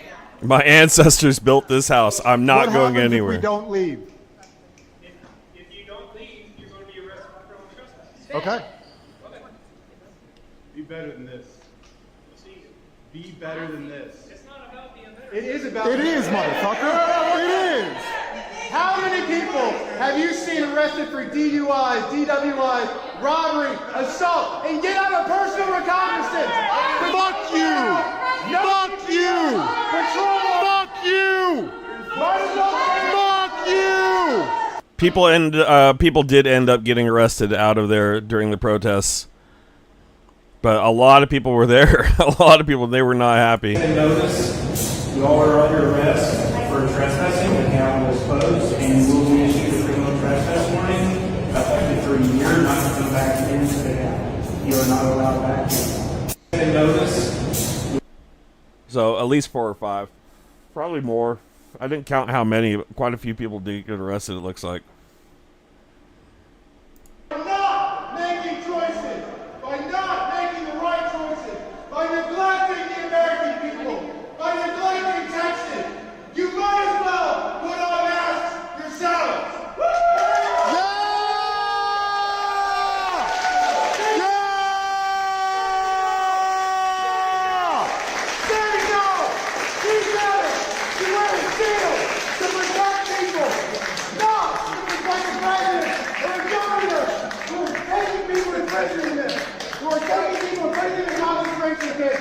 Saying no is complying. It is collaborating. Say no. Be better. Be better. Earn the damn shield. Yeah! Just to go back. The legal case that we have against this map, what is going to be the legal case, is State Representative Gene Wu here. I think going to be solid, right? Because this is the most racially gerrymandered most racially discriminatory gerrymandered map in American history for over 50 years, easily, since Jim Crow days.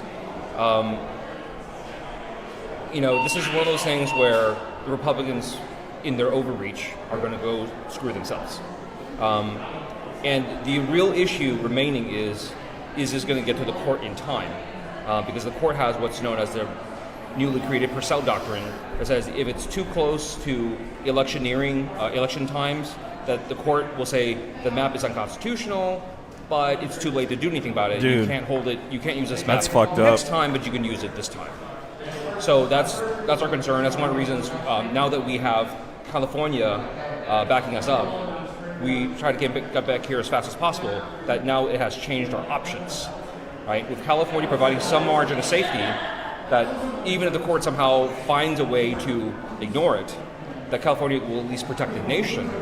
But even though Texas will still be harmed by the discriminatory effects, with that margin of safety, we can come back here and say, let's take this thing to court. Does the court case out in El Paso have any bearing on any of that? Yes.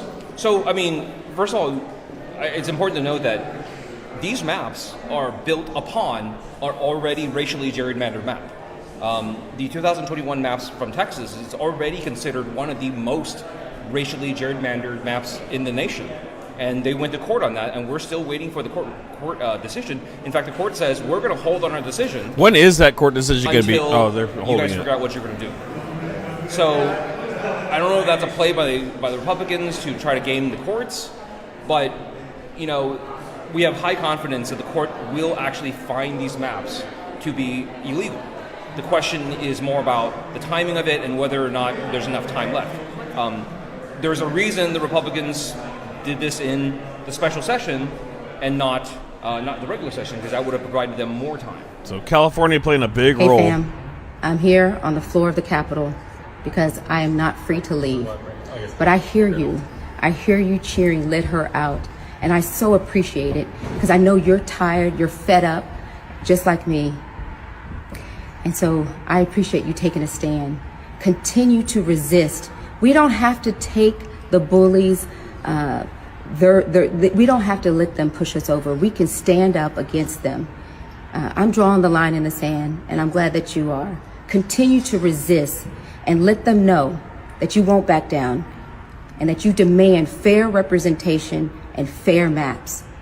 Thank you for standing in solidarity. So she had more representatives also join her. Speaker.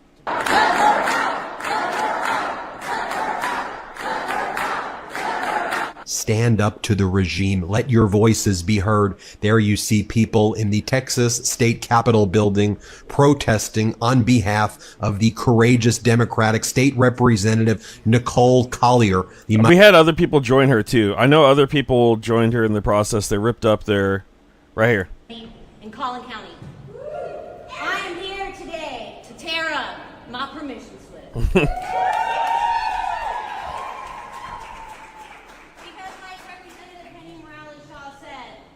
Correcting course today. And this should be a wake-up call for everybody. Because this is how easy you could give up your rights.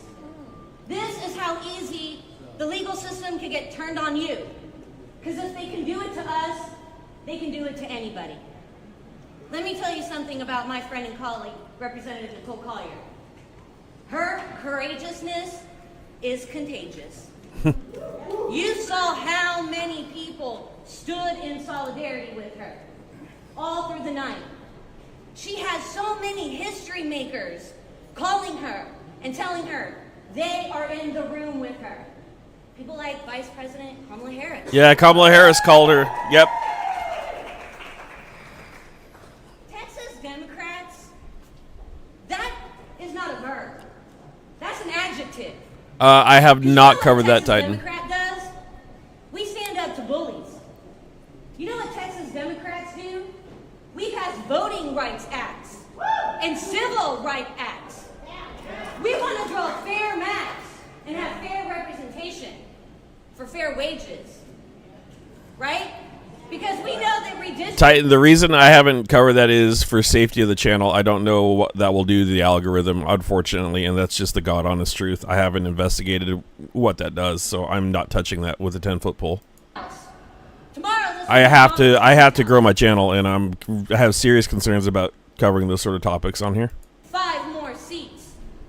Just like when he called the Secretary of State of Georgia. Y'all remember that? And he asked for how many? 11,000 more votes. Or maybe when the channel grows, I'll have a little more confidence in that, but I'm still in my infancy with this. I'm only at, 1,100 something subs. So, yeah, a little concerned. Definitely throw it in my server. Throw it in Discord. That's fine. But I got to keep a little bit of safety for the channel here and make sure that I appease the algorithm and don't piss off, anything. John Lewis, when he crossed the Edmund Paris Bridge, he said, I am smiling in my mugshot because I know I'm on the right side of history. Then he said something else. He said, you too must find a way to get in the way. Collier got in the way. And today, a lot of her colleagues are joining her. Who's ready to tear up this slip?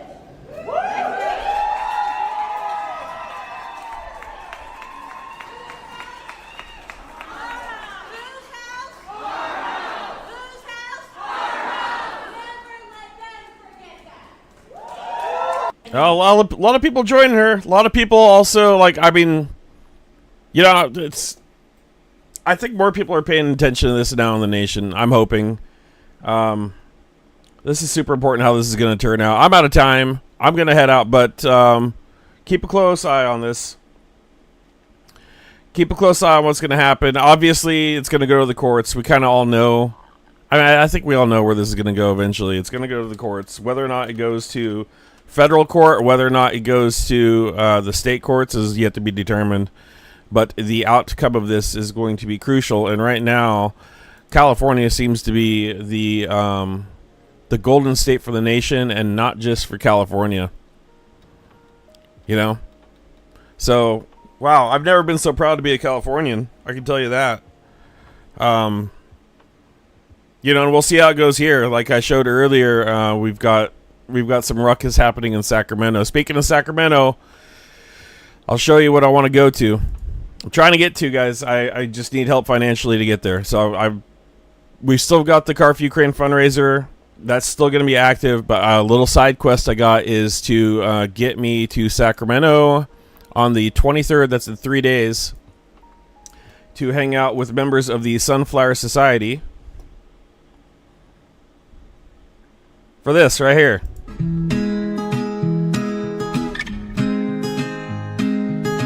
And also, the day before, there is a church gathering that's going to happen. So this is going to be with Olga. It's the gal we watched earlier that had the interview with Fox 40, Sacramento. Let's see if I can bring up a little more from Sunflower Society. We're going to hang out with the Sunflower Society if I can get there, including, I know Dima's going to be there. So Dima is an Azov defender. He was in Mariupol, his hometown of Mariupol, and he was captured by the Russians. Spent 6 months in captivity.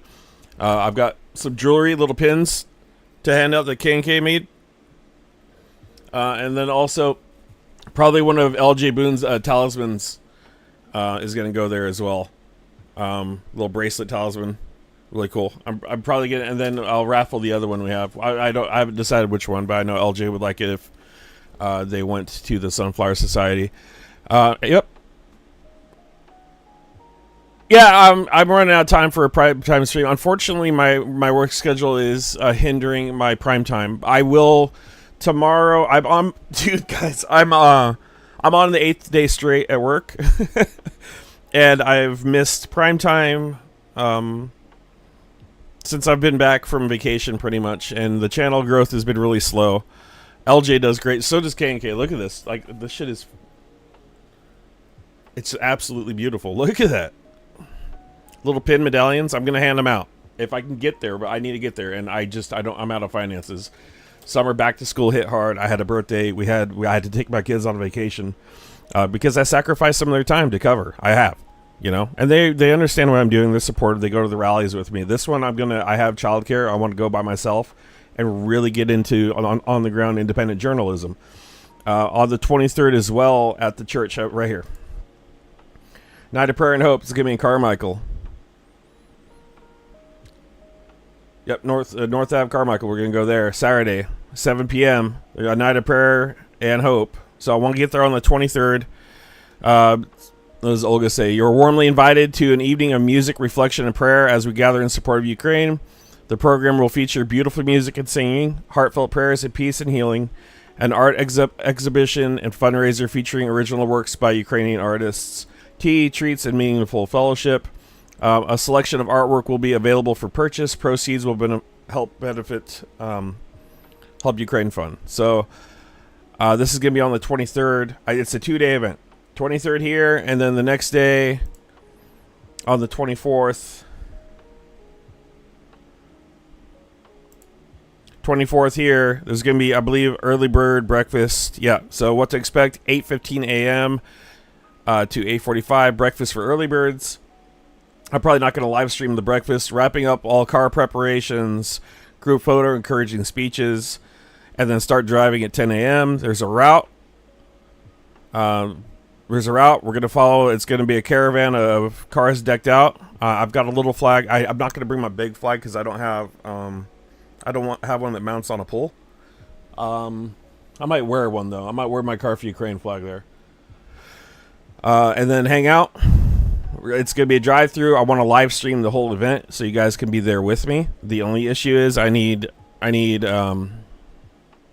finances. So I've got my PayPal pinned in the description. If you guys could help out, that would be great to get me there. See where we're at so far.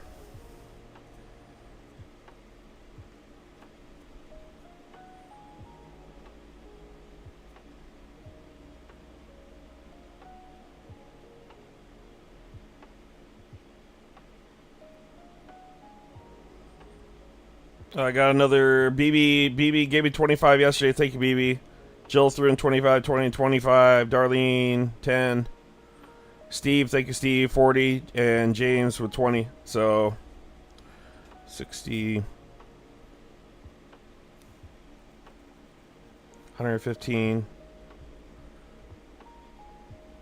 150. We're like at 175 right now, 175. It's gonna be like $500 if I get a lodge.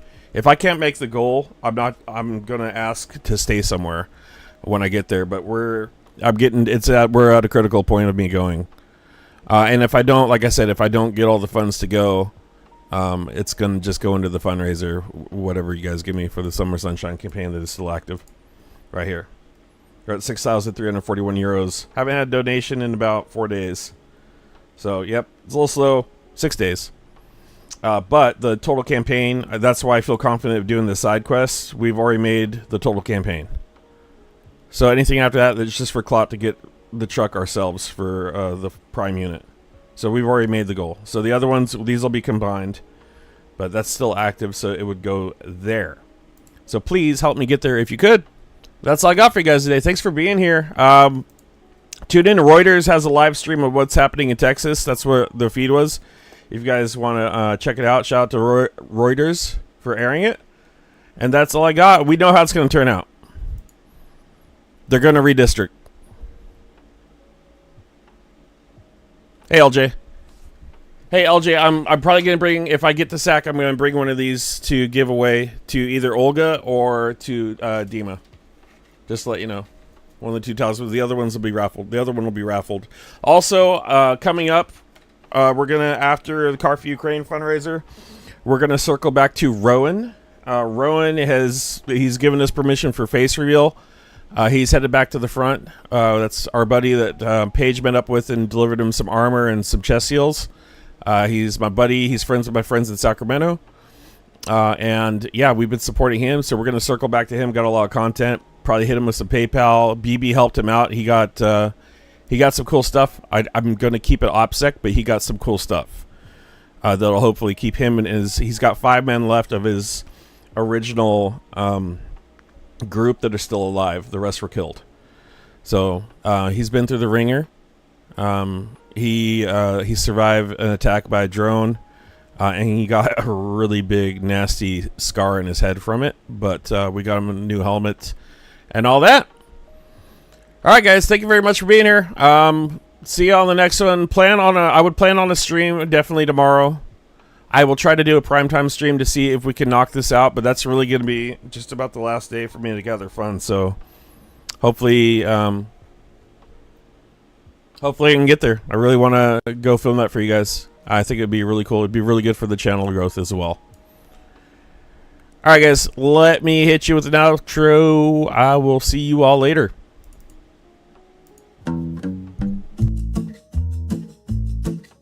They wave their flags like they own the sky, shouting loud, but they don't know why. Books untouched, their minds run dry. Truth's a stranger, they pass right by.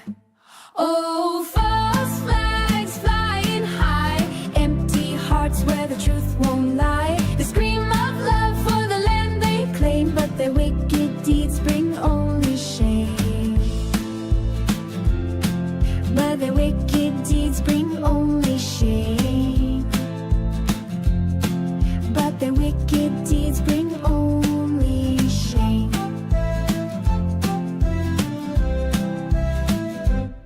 They chant the words they barely know, hollow pride in a shallow show, pointing fingers where the winds don't blow, building walls where the rivers flow. Oh, false flags flying high, empty hearts where the truth won't lie. They scream of love for the land they claim, but their wicked deeds bring only shame. But their wicked deeds bring only shame. But their wicked deeds bring only shame.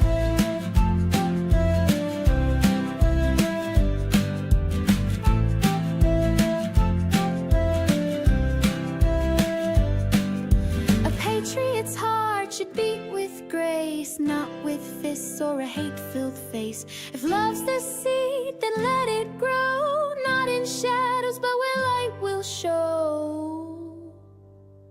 Oh, false flags flying high, empty hearts where the truth won't lie. They scream of love for the land they claim, but their wicked deeds bring only shame.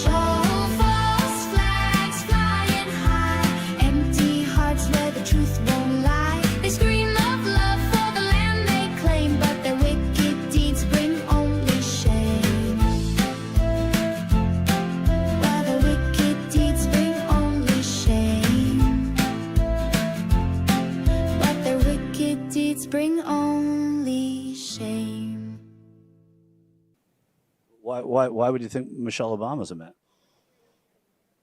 Well, do a little research. Just do a little research.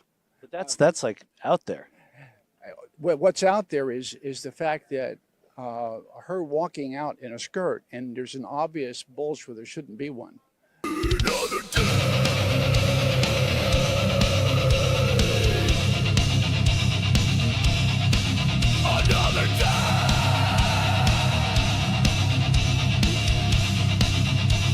Just run till you take your last breath. There's no time to sit around being lazy.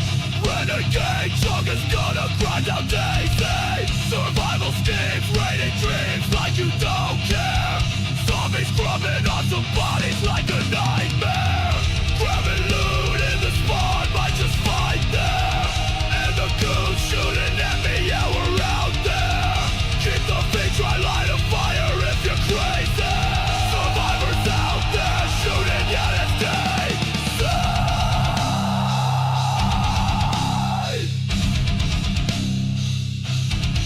They try to take my loot, but I'm fast and I'm stinky.